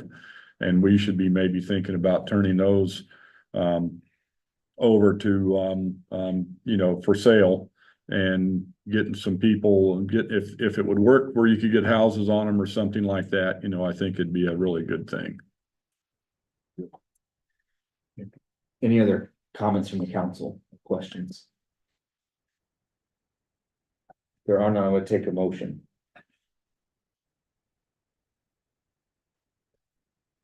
Councilman Horner. I will make a motion that we approve resolution 2024-223 to authorize purchase of the property located at 740 North D Street. Councilman Ganna. Second. Warner, Yes. Gannon, Yes. Lathrop. Yes. Jensen, Yes. Sukram, Yes. Von Baron, Yes. Vaughn, Yes. Dinkins. Yes. The motion carries 8-0, Mayor. Okay, now, item 23, we're gonna pass out the language here. Keep us straight. Will be a motion to go to executive session to discuss the pending litigation. So I would need a motion from the city council to do that. Councilman Jensen, I move to go into executive session for the purpose of strategy session with respect to discussing pending litigation and for the further reason that the executive session is necessary for the protection of the public interest. Councilman Lathrop. I second the motion. Okay. A motion has been made and seconded to go into executive session for the purpose of discussing pending litigation for the further reason that the executive session is necessary for the protection of the public interest. Is there any discussion from the council? Okay, the pending motion is to go into executive session for the purpose of discussing pending litigation for the further reason that the executive session is necessary for the protection of the public interest. Please call the roll. Piano, Yes. Lathrop, Yes. Jensen, Yes. Sugrum, Yes. Von Baron, Yes. Vaughn, Yes. Jenkins, Yes. Warner. Yes. The motion carries 8-0, Mayor. Motion to go into executive session for the purpose of discussing pending litigation for the further reason that the executive session is necessary for the protection of the public interest has been approved. Discussion will be limited to discussing pending litigation. No official actions or votes will be taken during the executive session. So we'll now move to the Pinnacle Bank boardroom.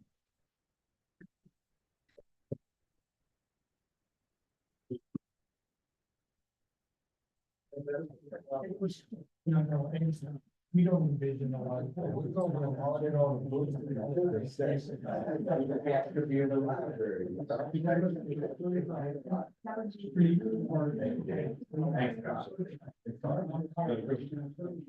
Well, only our. Right now, we have.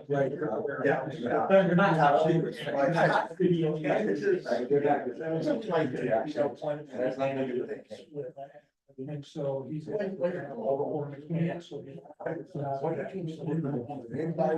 yeah, it's like, we're excited. I mean, we're right now. That's right. But. The picture when I was campaigning. Yeah, they can do it. Yeah, so. We're. Somebody else already. Yeah,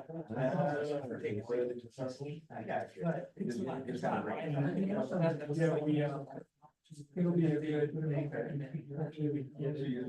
So I just kind of go through, I have like, it's been, it's right here, it's right there.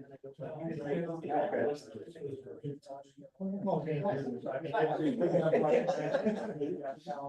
Yeah, but sometimes you don't hear. Yeah, but it's true. Yeah, we have all the board.